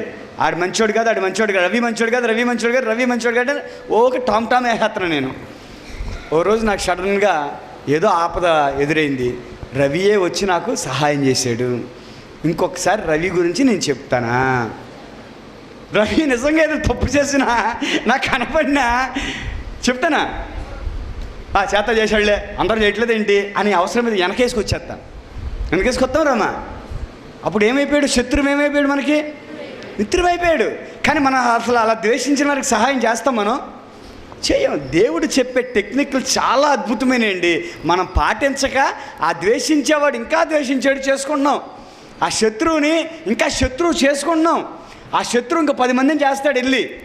కాబట్టి ప్రియమైన దేవుని బిడ్డలారా, ద్వేషించిన వారిని ప్రేమించండి, వారికి సహాయము చెయ్యండి. తర్వాత పాయింట్ చదవండి. అబ్బబ్బబ్బబ్బా, అసలు ఏం పాయింట్లు అండి. నాశనం అయిపోతావు, దుమ్మెత్తిపోయా, ఎప్పుడు చేస్తావురా? మాటలు మనకు వస్తాయి రావా? శపించిన వారిని ఏం చేయాలంట? దీర్ఘాయుష్మాన్ భవన్. ఆడేమో మనల్ని ఎప్పుడు చేస్తారో దొంగ సచ్చినోడు అంటాడు. దేవుడు నిన్ను దీవించిన గాక అనాలి మనం వెంటనే. పాయింట్ అర్థమవుతుందా? చాలామంది ఎప్పుడు నాశనం అవుతామా అని చెప్పి కోపం వచ్చినప్పుడు తిట్టేస్తూ ఉంటారు. వెంటనే మనం దేవుడు నిన్ను దీవించిన గాక అనాలి. ఆడికి అర్థం కాదు, మెంటలేకపోద్ది. ఏంట్రా వీడికి బుర్ర పని చేయట్లేదు ఏంటి, నువ్వెప్పుడు చేస్తావురా అంటే నేను ఎక్కువ కాలం బతకాలంటావేంటి? ఏమండి, దేవుడు చెప్పే ప్రతి మాట అద్భుతమైంది. మనం పాటించకే మనం నాశనం అయిపోతున్నాం, మనం పాటించకే మనకి ఏడుపు, మనకి బాధలు. నిన్ను ఎవరైతే శపిస్తారో వారిని వారి ముందే దీవించు, వారి ముందే.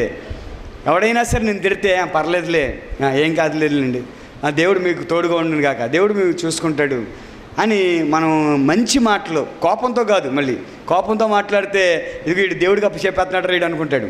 అలా కాదు, మనం స్మూత్గా అతన్ని దీవించినట్టయితే, లేకపోతే ఇష్టపడినట్టయితే, లేకపోతే నవ్వినట్టయితే, లేదా అక్కడి నుంచి కాముగా వచ్చేసినట్టయితే ఏం జరుగుద్ది? మిమ్మల్ని శపించిన వారిని అందరు చేయాలి. బైబిల్ గ్రంథంలో చూడాలి అందరూ కూడా. ఎన్నో వచ్చినమ్మా? 28వ వచనం. మిమ్మలను శపించిన వారిని దీవించండి, మిమ్మలను బాధించు వారి కొరకు ఈ క్షణమే మీరు ప్రార్థన చేయండి, వాడి మనసుని నేను మార్చేస్తా. నువ్వు ప్రార్థన చేయకపోతే నేను మార్చను. నేను ప్రార్థన చేయకపోతే మార్చరా? ఎందుకు మార్చరు ప్రార్థన చేయకపోతే? అది నా శత్రువు, నీకు తెలుసుగా. మీకు అర్థమవుతుందా? మా అబ్బాయి ఉన్నాడు, మీకు లైవ్లోకి తీసుకెళ్ళాలంటే మా అబ్బాయి ఉన్నాడు. మా అబ్బాయికి ఒక శత్రువు ఉన్నాడు. ఆడు రోజు మా అబ్బాయిని కొడుతున్నాడు, జాయిని. నాకు తెలుసు రోజు కొడుతున్నాడని నాకు తెలుసు. నాకేమనిపిస్తుంది ఇప్పుడు? మా అబ్బాయిని కొట్టేవాడిని నేను వెళ్ళి కొట్టాలనిపిస్తుందా? అనిపిస్తుందా? మా అబ్బాయిని కొడుతున్నవాడిని, లేదా తిడుతున్నవాడిని, లేదా లాగేసుకున్నవాడిని, ఏడిపిస్తున్నవాడిని నేను వెళ్ళి అనిపిస్తుందా? అనిపిస్తుంది.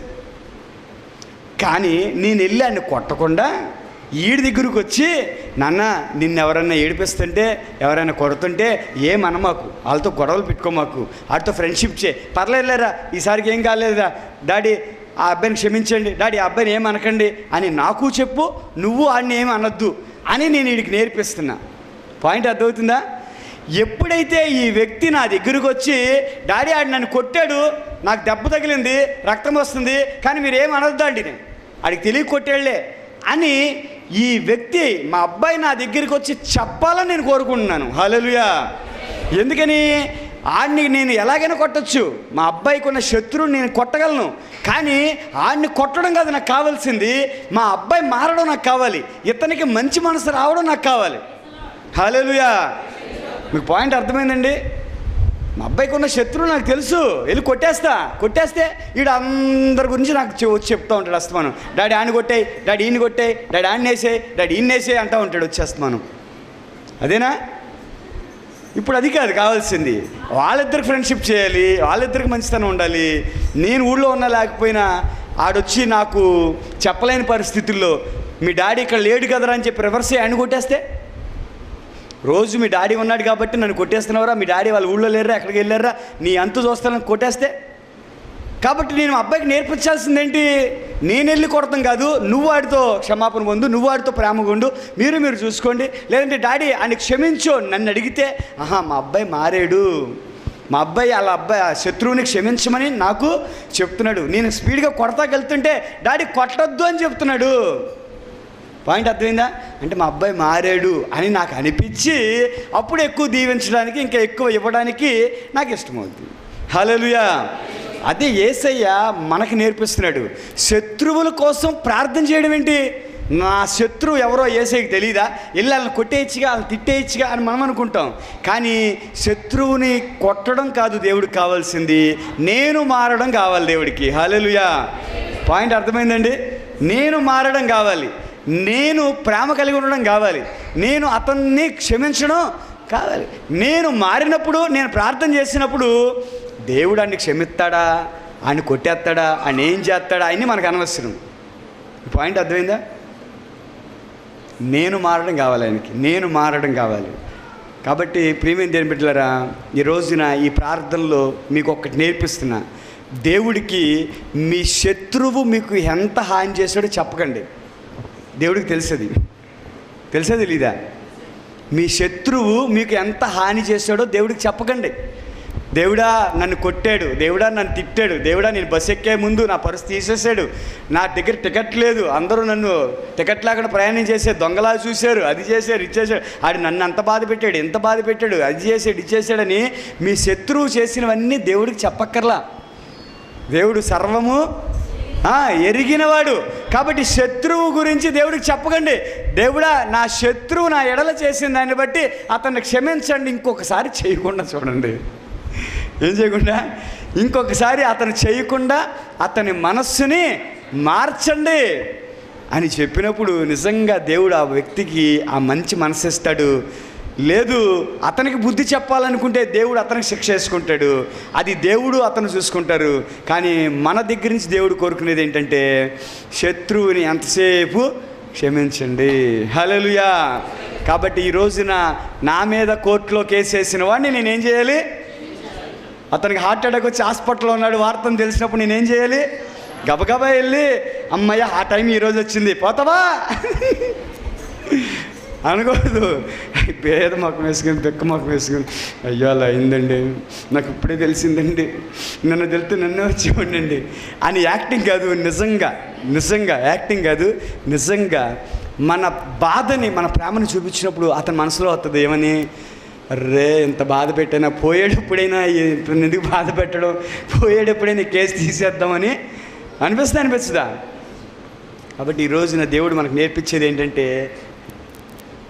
మనకి మారమని నేర్పిస్తున్నాడు, మనకు నేర్పిస్తున్నాడు. శత్రువుల్ని నాశనం చేయడం ఆయనకి నిమిషం పని అండి. ఆయనకి నిమిషం పని.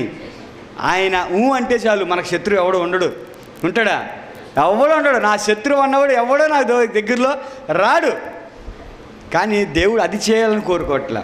దేవుడు చేయాలని కోరుకునేది ఏంటంటే నన్ను ప్రేమగా మారిపోమంటున్నాడు. అప్పుడు నాకెవరు శత్రువులు ఉండరు, నేను అందరిని మిత్రులుగా చేసుకుంటాను. దేవునికి స్తోత్రం. హల్లెలూయా. అందుకనే మీకు ఇంకొక వచనాన్ని కూడా మీకు చూపెడతాను. మత్తయి సువార్తలోకి వెళ్తే మనము మత్తయి సువార్త 6వ అధ్యాయంలో యేసయ్య పరలోక ప్రార్థనని నేర్పించాడు. పరలోక ప్రార్థనలో ఏం నేర్పించాడు? 12వ వచనంలో, 6వ అధ్యాయము 12వ వచనంలో,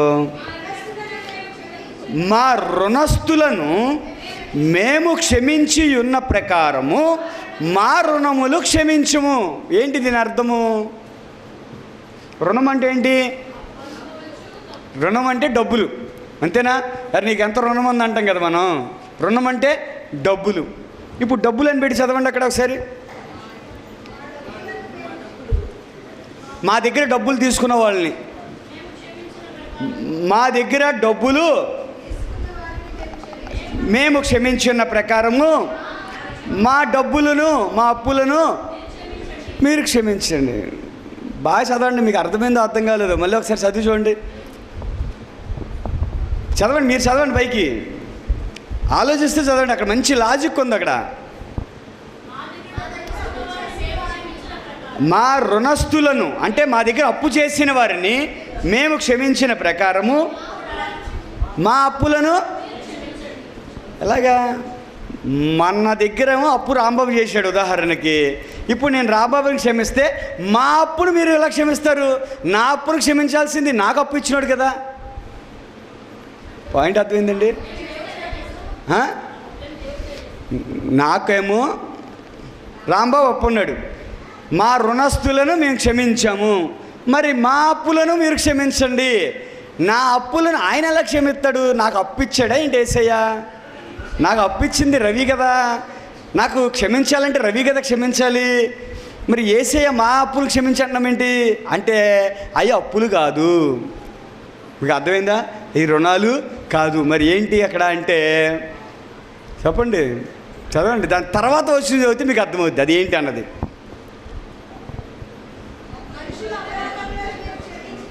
మనుష్యుల అపరాధములను మీరు క్షమించిన ఎడల పరలోకపు తండ్రియు మీ అపరాధములను క్షమించును.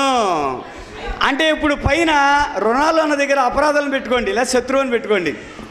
పాయింట్ అర్థమైందా? దానికి దీనికి లింక్ అనమాట. డబ్బులు కాదు. మనం అప్పులను క్షమిస్తే ఏసే మన అప్పులను క్షమించడం ఏంటి? ఏసే మనకు అప్పు లేదు కదా, అది అప్పులు కాదు. మనము మన శత్రువులను క్షమించిన ఎడల మన శత్రుత్వాన్ని, మనం చేసిన తప్పులని యేసే క్షమిస్తాడు. హల్లెలూయా. పాయింట్ అర్థమైందండి? నీవు నీ శత్రువుని క్షమించకపోయిన ఎడల నేను కూడా నిన్ను క్షమించను. దాని తర్వాత వచ్చిన అంటాడు, నేను మా శత్రువులను ఎలా క్షమించానో నీవు కూడా నన్ను అలాగే క్షమించు. నేను మా శత్రువులను ఎలా క్షమించా? మనస్ఫూర్తిగా క్షమించానా? ఇక్కడున్న వాళ్ళందరూ కూడా చెప్పాలి. నేను నా ఎడలో ఉన్న బాబ్జీ గారిని మనస్ఫూర్తిగా క్షమించానా? నేను మనస్ఫూర్తిగా ఆయన క్షమిస్తే నేను క్షమించి ఉన్న ప్రకారము మీరు అలాగే నన్ను క్షమించండి. నేను సగం క్షమిస్తే నువ్వు దానికి సగం క్షమించు. నేను పూర్తిగా క్షమిస్తే నన్ను పూర్తిగా క్షమించు. నేను యాక్టింగ్ చేస్తే నువ్వు కూడా యాక్టింగ్ చేయి. అంతేనా? కింద వచ్చి చదవండి, దాని అలాగే ఉందా లేదా? మనుష్యుల అపరాధములను మీరు క్షమించిన ఎడల పరలోకపు తండ్రియు మీ అపరాధములను మీరు క్షమించును. మీరు మనుషుల అపరాధములను క్షమింపకపోయిన ఎడల మీ తండ్రియు క్షమింపడు. 12వ వచనం చూడండి. మా రుణస్థులను క్షమించి ఉన్న ప్రకారము, ఎలా క్షమించి ఉన్నామో ఆ ప్రకారమే మా రుణములను. మీకు ఉదాహరణకు అర్థం కావాలంటే, మీ ఇంటికి వచ్చినప్పుడు మీరు మాకు ఎలాగైతే కాఫీ ఇచ్చారో మా ఇంటికి వచ్చినప్పుడు మీకు అలాగే కాఫీ ఇస్తా. ఇప్పుడు అర్థమైందా పాయింట్? మీరు నన్ను ఎలా ప్రేమించారో నేను అలాగే మిమ్మల్ని ప్రేమిస్తా. ఇక్కడ అదే పాయింట్. మీరు మీ శత్రువులను ఎలా క్షమించారో అలాగే నువ్వు కూడా నన్ను క్షమించి ప్రభువా అంటున్నా. ఇప్పుడు నా శత్రువుని ఎలా క్షమించా? రవి, నీ శత్రువుని ఎలా క్షమించావు అలాగే నిన్ను క్షమిస్తాడు. నీకు ఎవరున్నారు శత్రువులు? పేరు పెట్టేపట్టుకల్లా క్వశ్చన్ మార్క్ వచ్చేస్తుంది. పేరు పెట్టి పిలిచేపట్టుకల్లా నీకు శత్రువు ఎవరిని ఉన్నారా? ఎవరిని ఉన్నారా? ఒకప్పుడు ఇప్పుడు ఎవరు శత్రువులు లేరు.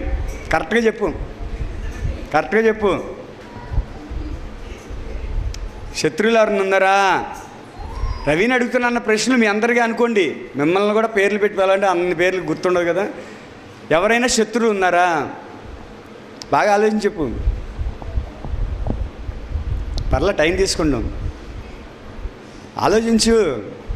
ఎవరైనా ఉన్నారా శత్రువు?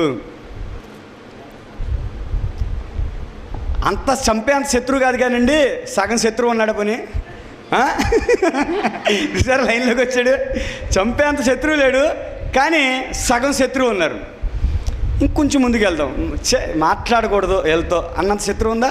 చూసారు అలా వెళ్ళి వస్తున్నాడా? వీళ్ళతో మాట్లాడకూడదు అన్నంత శత్రువు ఉందిగా. ఇంకొంచెం ముందుకు వెళ్దాం. వీళ్ళకి ఏం సహాయం చేయకూడదు అన్నంత శత్రువు ఉందా? ఉందా లేదా? గట్టిగా చెప్పు. స్టెప్ కిందకు వస్తే అంటే ప్రతి వ్యక్తికి ఎవరుంటారు? శత్రువులు ఉన్నారు. ఇప్పుడు నువ్వు నీ శత్రువులని క్షమించావా? ఇప్పుడు దాకా వాక్యం ఉన్నావు కదా, శత్రువుల్ని దీవించాలి, శత్రువుల్ని సహాయం చేయాలి, శత్రువుల్ని ప్రేమించాలి, వాళ్ళ కోసం ఈ క్షణమే ప్రార్థన చేయాలి. విన్నావు కదా, ఎంత విన్నావు కదా. నువ్వు మారేవా? వాళ్ళ కోసం ప్రార్థన చేస్తావా? వాళ్ళకి సహాయం చేస్తావా? వాళ్ళతో హృదయపూర్వకంగా ప్రేమిస్తావా? మొహంలో ఫీలింగ్స్ చూసారు అలా మారిపోతున్నాయో, అలా మారిపోతున్నాయో. హృదయపూర్వకంగా ప్రేమిస్తావా ఇక మీదట? ఇదివరకు మాట్లాడినట్టే మాట్లాడతావా? మాట్లాడవా? క్షమించిన తర్వాత, క్షమించమన్నాడు కదా దేవుడు, క్షమించిన తర్వాత ఇదివరకు మాట్లాడినట్టే మాట్లాడతావా? ఇదివరకులానే సహాయం చేస్తావా? ఇదివరకులానే ప్రేమ కలిగి ఉంటావా? అన్నావు కదా. ఇప్పుడు నువ్వు ఎలాగైతే ఉంటానని చెప్పావో, ఎలాగైతే క్షమించాను అన్నావో, సేమ్ టు సేమ్ దేవుడు కూడా నిన్ను అలా క్షమిస్తాడు. నీకు ఇష్టమేనా? కరెక్ట్గా చెప్పు, కరెక్ట్గా చెప్పు. నువ్వు ఎలాగైతే నీ శత్రువుని ప్రేమిస్తాను, మాట్లాడతాను, క్షమిస్తాను అన్నావో, దేవుడు చెప్తాడు సేమ్ టు సేమ్ నేను కూడా నీకు అలాగే క్షమిస్తానమ్మా అన్నాడు. అది ఇష్టమా?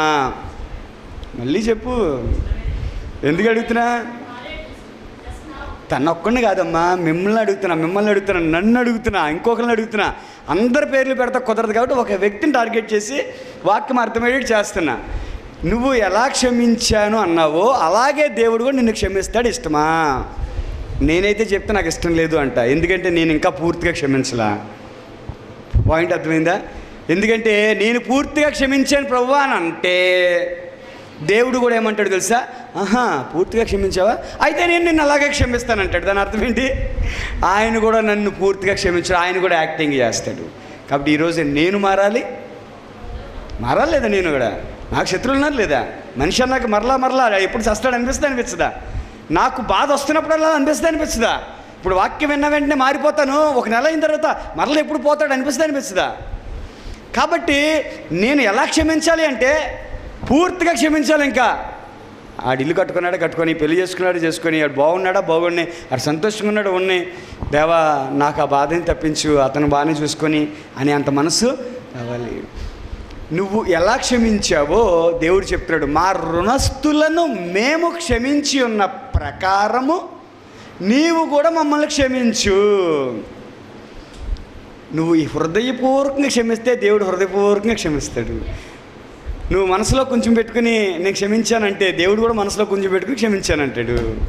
నువ్వు సహాయం చేద్దామనుకుని భలేవాళ్ళండి, మీకన్నా ఎక్కువ నేను చేస్తానండి అని మాటలు చెప్పి చేయకుండా ఉంటున్నావు అనుకో, దేవుడు కూడా అలాగే నువ్వు భలేవాడు రవి, నువ్వు కాకపోతే నాకెవరు, 6 ఏళ్ళ నుంచి వస్తున్నావు, నడుచుకుంటూ వస్తున్నావు, బస్సు మీద వస్తున్నావు, ఎన్నో తిప్పలు పడుతుంది, నీకు చేయకపోతే ఎవరికి చేస్తాను, దేవుడు సేమ్ అలాగే చెప్పి అలా చూస్తుంటాడు.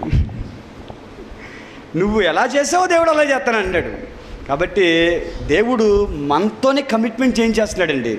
మనమే అగ్రిమెంట్ రాసి సంతకం పెట్టేస్తాం. చూసారు కింద డబ్బులు అప్పు తీసుకున్నప్పుడు, స్థలాలు కొన్నప్పుడు అగ్రిమెంట్ రాస్తాం, పైన సంతకం పెడతాం. ఏమని? నేను బుద్ధిపూర్వకంగా స్థలం అమ్ముతున్నాను, ఆరోగ్యంతో స్థలం అమ్ముతున్నాను, దీని మీద అప్పులు లేవని నమ్మించి అమ్ముతున్నాను, గొడవలు లేవని నమ్మించి అమ్ముతున్నా, బ్యాంకులో లోనులు లేవని నమ్మించి మీకు అమ్ముతున్నా. ఇక మీదట ఏదైనా సమస్య వస్తే నేనే పరిష్కరించగలవాడును. అవునా కదా? ఉంటుందా? దీని మీద అప్పు ఉందని ఎవడైనా వచ్చినా, స్థలం నాదని ఎవడైనా వచ్చినా, మీకే దగ్గర నేను కొలిపించగలవాడును అని మనమే ఎలాగైతే కమిట్మెంట్ అయిపోయి సంతకం పెడతామో, దేవుడు కూడా కమిట్మెంట్ మనల్ని చేస్తున్నాడు. నేను క్షమించి ఉన్న ప్రకారమే నువ్వు నన్ను క్షమించు. పరలోక ప్రార్థన శిష్యులు వచ్చి అడిగితే దేవుడు నేర్పించిన ప్రార్థన. మనల్ని కమిట్మెంట్ చేసి దేవుడి మీద తప్పు లేకుండా చేసుకుంటున్నాడు ఆయన. ఎవరు దొరికిపోయింది? మనమే. కాబట్టి ప్రియమైన దేని బిడ్డలారా, ఈ రోజున మనమందరము కూడా బలహీనులము, మానవులము. రోజు శత్రువులు వస్తారు, రోజు పెరుగుతుంటారు. మనకి వాళ్ళ మీద కోపం వస్తుంది, చంపాలనిపిస్తుంది, అవసరమైతే డబ్బులు ఇచ్చి చంపించాలనిపిస్తుంది, పక్కూరు నుంచి డబ్బులు ఇచ్చి మన పేరు రాకుండా చంపించాలనిపిస్తుంది. టీవీలో వస్తున్నాయి, రావట్లేదు, ఇవన్నీ వస్తున్నాయి లేదా? కాబట్టి ఇలాంటి ఆలోచనలన్నీ వస్తున్నప్పుడు దేవుడు మనకు చెప్పాడు, శత్రువులను ప్రేమించండి, శత్రువులు క్షమించండి, వారి కోసం ఈ క్షణమే ప్రార్థన చేయండి. నీ మనసు మారింది అనిపిస్తే ఆటోమేటిక్గా శత్రువు కూడా మారిపోతాడు. నా మనసు మారినంతసేపు శత్రువు కూడా మారడు, మీ మనసు మారినంతసేపు శత్రువు కూడా మారడు. కాబట్టి ఈ రోజున మన అంశం ఏంటి? ఈ క్షణమే శత్రువు కోసం ప్రార్థన చేయండి. ఇప్పుడు రవి లేచి వచ్చి నుంచుంటాడు ఇక్కడ. రవి రాను నాకు వాక్యం అయిపోయింది, ముగించేస్తున్నాను. రవి ప్రార్థన చేస్తాడు, చిన్న ప్రార్థన చేస్తాడు. శత్రువులు ఉన్నారని చెప్పావు కదా, ఈ క్షణమే నీ శత్రువు కోసం ప్రార్థించి, ఓకేనా? అందరూ కూడా కళ్ళు మూసుకోండి. ఈ క్షణమే శత్రువు కోసం ప్రార్థన చేస్తాడు, తన శత్రువుల కోసం తను ప్రార్థన చేస్తాడు, మీ శత్రువుల కోసం మీరు ప్రార్థించేయాలి, ఓకేనా? మీ శత్రువులు, నువ్వు ఎవరికో మాట్లాడకూడదు అనుకున్నావు, ఎవరికి సహాయం చేయకూడదు అనుకున్నావు, ఎవరికి దూరంగా ఉండాలనుకుంటున్నావు, ఎవరిని బండి ఎక్కించుకోకూడదు అనుకుంటున్నావు, ఎవరికి ఫోన్ చేయకూడదు అనుకుంటున్నావు, ఎవరు నాశనం అవ్వాలని కోరుకుంటున్నావు, అర్థమవుతుందా? వాళ్ళందరి పేర్లు జ్ఞాపకం తెచ్చుకుని, ప్రభువా ఈ క్షణమే నేను ప్రార్థన చేస్తున్నాను, నేను మారిపోయాను, ఫ్రెండ్లీగా ఉంటా, ఫ్రీగా ఉంటా, మాట్లాడతా, సంతోషంగా ఉంటా, నేను మారిపోయాను.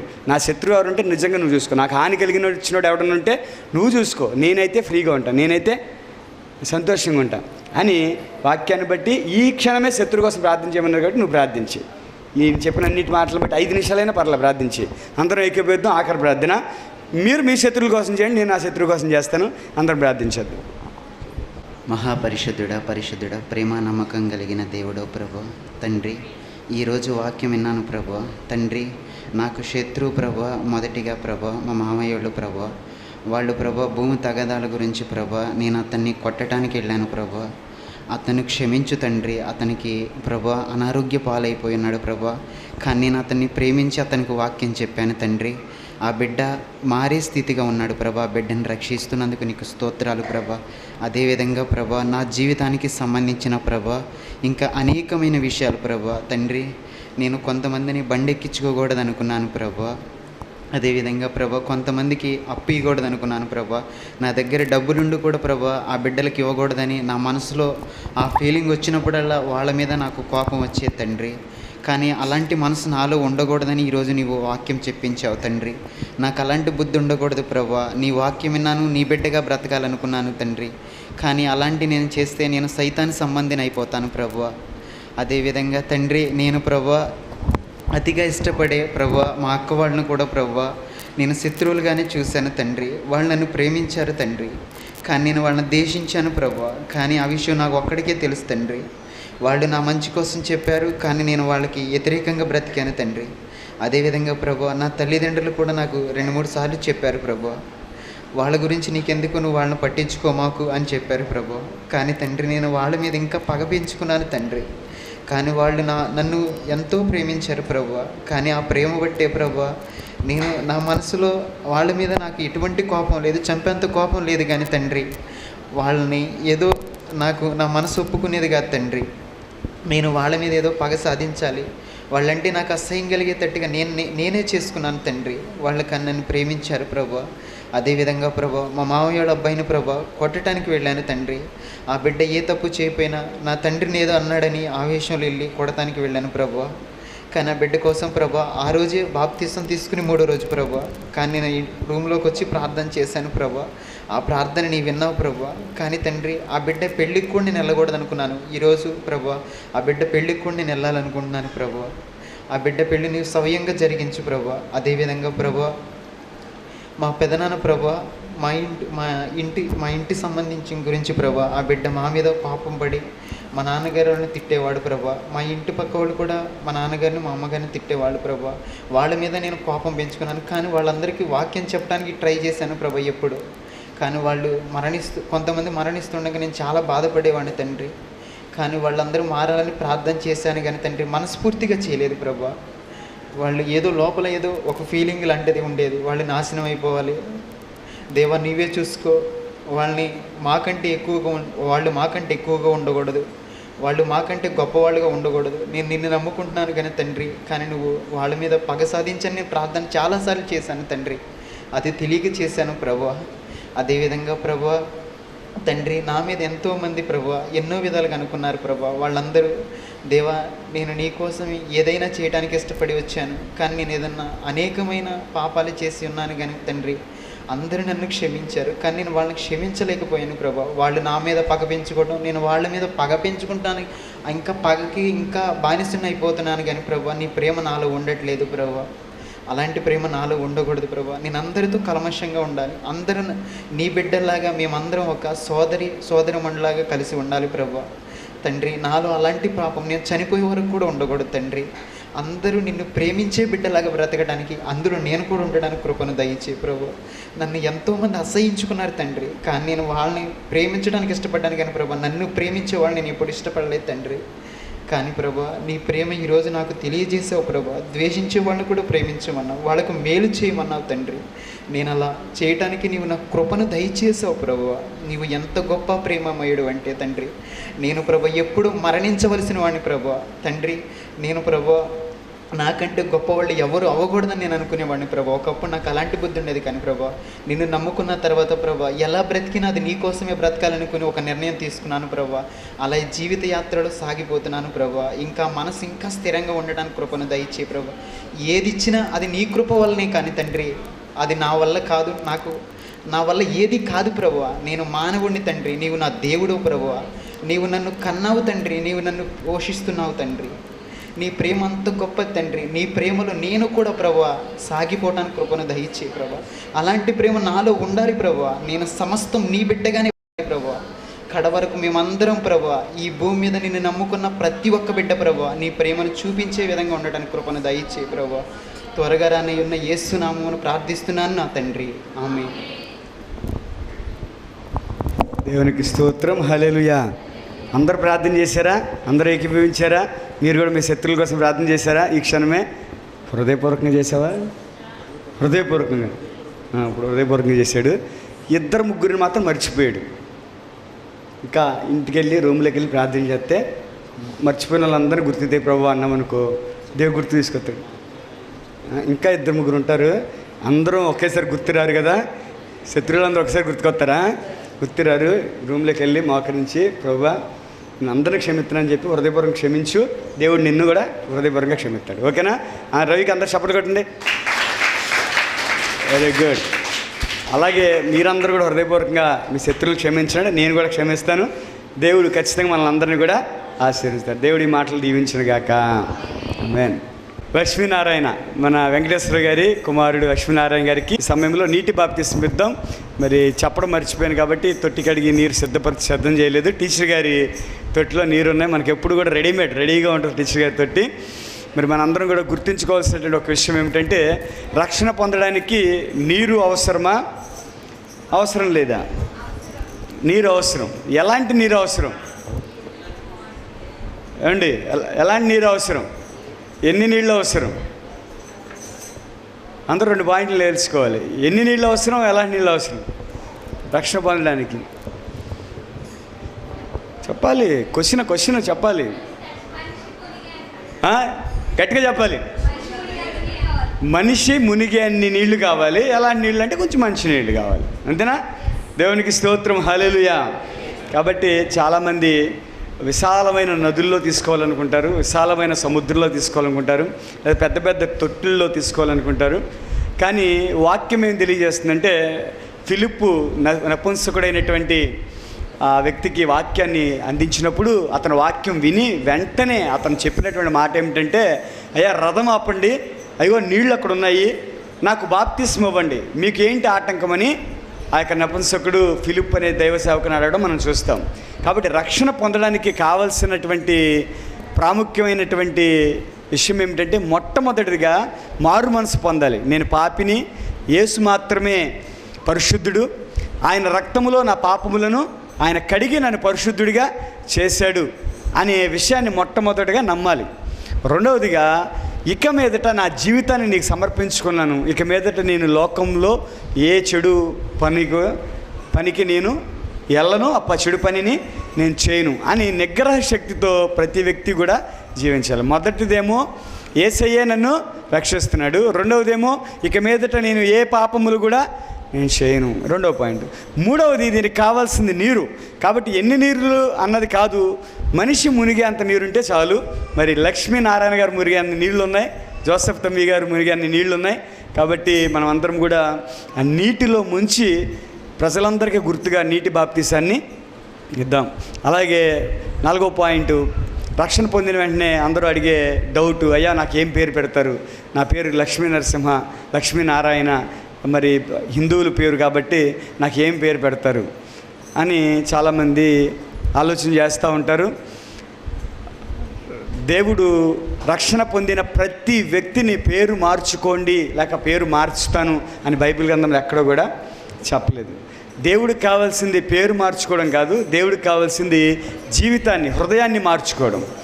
కాబట్టి నా పేరు పవన్ కుమార్ అలాగే ఉంచుకున్నాను, మీ పేరు లక్ష్మీనారాయణ అలాగే ఉంచుకోవాలని నేను ఇష్టపడుతున్నా. మీరేమంటారు? కాబట్టి పేరు మారితే ఆధార్ కార్డులో మారదు, పంచదార కార్డులో మారదు, సర్టిఫికెట్లోనూ మారదు. ఎక్కడ మారుద్ది? ఒక చర్చిలో మాత్రమే మారుద్ది, ఈ 100 మందికి మాత్రమే తెలుస్తుంది. బయట మరలా మిమ్మల్ని లక్ష్మీనారాయణ అనే పిలుస్తారు. కాబట్టి పూర్తిగా ఎక్కడ కూడా మారదు. పూర్తిగా మారాలంటే కలెక్టర్ దగ్గరికి వెళ్ళాలి, అప్లికేషన్ పెట్టుకోవాలి, ఆర్డీఓ దగ్గరికి వెళ్ళాలి, అప్లికేషన్ పెట్టుకోవాలి, ఆధార్ కార్డు, పంచదార కార్డులు, పాన్ కార్డులు, బ్యాంక్ పుస్తకాలు, పాస్పోర్ట్లు మొత్తం అన్నీ తీసుకెళ్ళాలి, అన్నిట్లో మార్పించుకోవాలి. మార్పించుకున్నా కానీ మీ ఫ్రెండ్స్ వచ్చి అరే లక్ష్మీనారాయణ ఎక్కడ ఉన్నారా అంటాడు. కాబట్టి ఎన్ని మార్చుకున్నా అవ్వేది కాదు. కాబట్టి పేరు దేవుడికి అక్కర్లేదు, దేవుడికి కావాల్సింది మన హృదయం. తంబి గారు, మీ పేరు ఆల్రెడీ జోసఫ్ తంబి కాబట్టి మీరు ఉంచేసుకోవచ్చు. కాబట్టి ఆ డౌట్ కూడా మిమ్మల్ని ఎవరైనా అడిగితే ఆ క్లారిటీ మీరు ఇవ్వండి, ఓకేనా? కాబట్టి పేరు కావాలా? ఇంత క్లారిటీ ఇచ్చిన తర్వాత దానికి కావాలని అంటారా? ఏమండి నారాయణ గారు?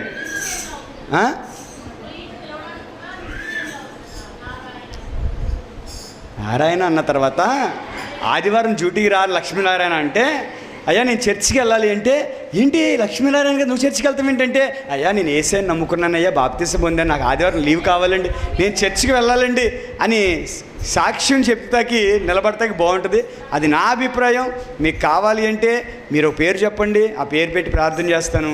నన్ను పెట్టమన్నా పెడతాను. తల్లిదండ్రులు ఇష్టం, నారాయణ ఇష్టం, నా అభ్యంతరం ఏమీ, నా బలవంతం ఏమీ లేదు. వాక్యం తెలిసిన వాళ్ళు పేరు మార్చుకోరు.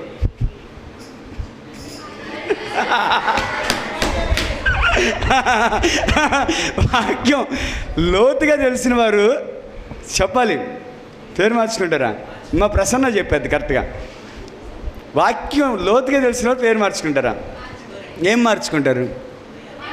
మనసు మార్చుకుంటారు. నారాయణ గారికి లోతుగా తెలుసు వాక్యం నేను అనుకుంటున్నాను. పేరు మార్చడానికి నేను కొనుక్కురావక్కర్లేదు, దానికి ఖర్చు అవ్వదు, ఫ్రీయే. కానీ నేను మిమ్మల్ని వాక్యం మీద నిలబెట్టాలని చూస్తున్నా. పాయింట్ అర్థమైందా? అందుకని బాప్తిసం తీసుకున్నప్పుడు కూడా ఆయన తెల్ల బట్టలు తెచ్చుకోవాలంటే ఉంటే తెచ్చుకోండి, లేకపోతే పర్లేదన్న అన్నాను లేదా? అన్ని సంఘాలలోగా తెల్ల బట్టలే కావాలి, 3 రోజులు ఉపవాసం ఉండాలి, దేవుడు మీతో చెప్పాలి, దేవుడు నాతో చెప్పాలి, మీకు ఈ పేరే పెట్టాలి, ఇలాంటి రూల్స్ ఏమీ కూడా ఉండవు. ఇక్కడ హృదయంతో దేవునికి సంబంధం.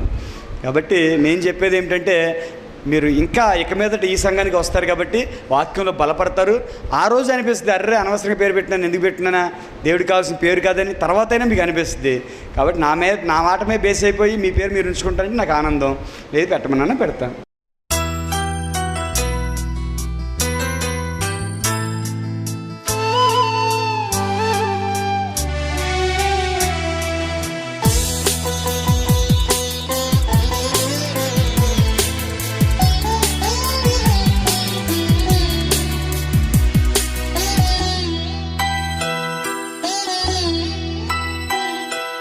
నాతో మాట్లాడు ప్రభువా,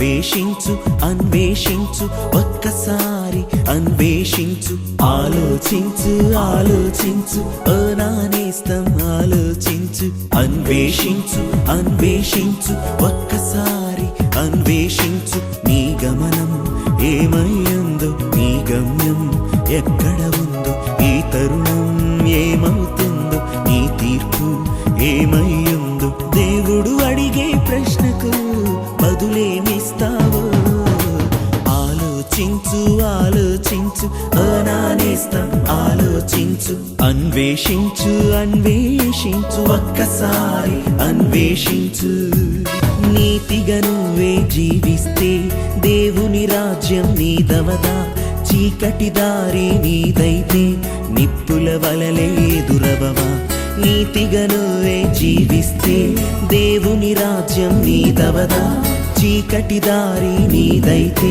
నిప్పుల వలలే ఎదురవవా నీ పాపపు జీవితమంతా ప్రభు రక్తములో కడగాలి నీ ఎదలో దేవుని ధ్యానం వినిపించే స్వరమవ్వాలి సగము ఇహము సగము పరమై జీవిస్తున్నావా ఆలోచించు ఆలోచించు ఓ నా నేస్తం ఆలోచించు అన్వేషించు అన్వేషించు ఒక్కసారి అన్వేషించు దుష్టుల స్నేహం విడిపోతే హృదయం దేవుని వశమేగా పాపుల మార్గం నువ్వు వెళితే మరణం నీకు శరణవదా దుష్టుల స్నేహం విడిపోతే హృదయం దేవుని వశమేగా పాపుల మార్గం నువ్వు వెళితే మరణం నీకు శరణవదా చెడు పలికే నీ పెదవులకు ప్రభు ప్రార్థన ఫలమిస్తుందా చెడు చూసే నీ కన్నులకు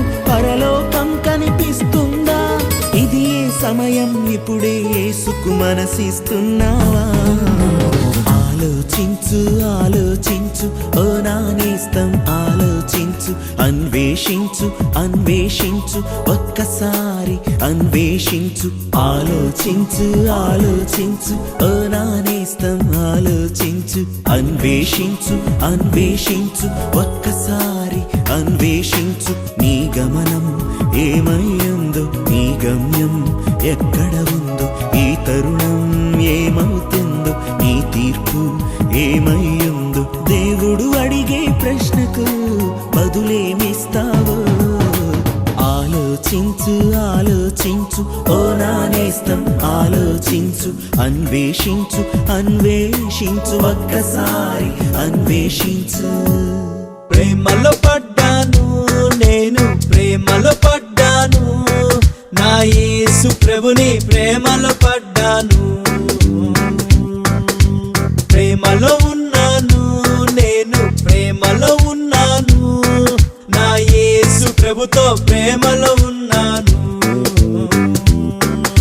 స్వార్థం కలిగిన ప్రేమ కాదు లాభం కోరే ప్రేమ కాదు కొద్ది కాలమే ఉండే ప్రేమ కాదు శాశ్వతమైన యేసుని ప్రేమ మోహం కలిగిన ప్రేమ కాదు మోసం చేసే ప్రేమ కాదు పై అందం చూసే ప్రేమ కాదు పరిశుద్ధమైన ప్రేమ ఇదే కదా ప్రేమంటే ఇదే కదా ప్రేమంటే ఈ లోక ప్రేమ కాదు ఆగాపే ప్రేమ దేవుని ప్రేమ ఇది ప్రేమలో పడ్డాను నేను ప్రేమలో పడ్డాను నా యేసు ప్రభుని ప్రేమలో పడ్డాను ప్రేమలో ఉన్నాను నేను ప్రేమలో ఉన్నాను నా యేసు ప్రభుతో ప్రేమలో ఉన్నాను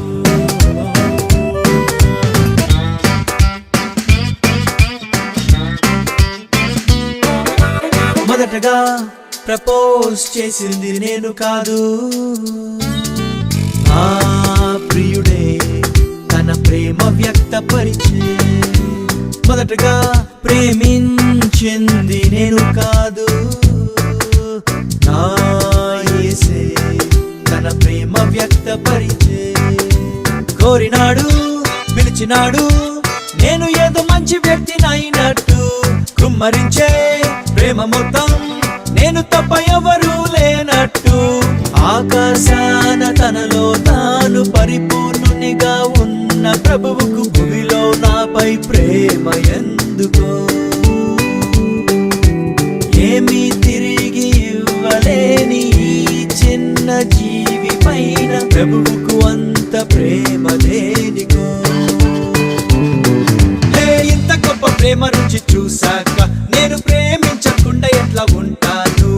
అంత గొప్ప ప్రేమ చూపు ప్రేమికునికి ఐ లవ్ యు చెప్పకుండా ఎట్లా ఉంటాను? ఇదే కదా ప్రేమంటే, ఇదే కదా ప్రేమంటే. ఈ లోక ప్రేమ కాదు, ఆగాపే ప్రేమ, దేవుని ప్రేమ ఇది.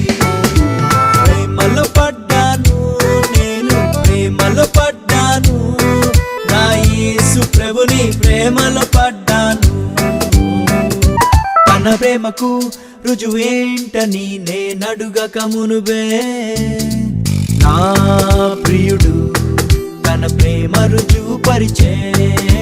ప్రేమకు రుజువేంటని నేనడుగక మునుబే, నా యేసు తన ప్రేమ రుజువు పరిచే. పాపమనే కూపమందు నేను బందీనై ఉండంగా, పాపమనే అప్పు చేత బానిసై నేను అలసి ఉండంగా, గగనపు దూరము దాటి వచ్చి సిలువలో చేతులు పారచాపి నువ్వంటే నాకింత ప్రేమనే. రక్తముతో నన్ను సంపాదించి నా కళ్ళల్లో కళ్ళు పెట్టి నీపై పిచ్చి ప్రేమ నాకనే. నన్ను తన సొత్తు చేసుకున్నాడు, నా పాప కట్లు తెంపి స్వేచ్ఛనిచ్చాడు. మరల వచ్చి పెళ్లి చేసుకుంటాను అని నిశ్చితార్థం చేసుకుని వెళ్ళాడు. ఇదే కదా ప్రేమంటే, ఇదే కదా ప్రేమంటే. ఈ లోక ప్రేమ కాదు, ఆగాపే ప్రేమ, దేవుని ప్రేమ ఇది. ప్రేమలో పడ్డాను నేను, ప్రేమలో పడ్డాను, నా యేసు ప్రభుని ప్రేమలో పడ్డాను. ప్రేమలో ఉన్నాను నేను, ప్రేమలో ఉన్నాను, నా యేసు ప్రభుతో ప్రేమలో ఉన్నాను.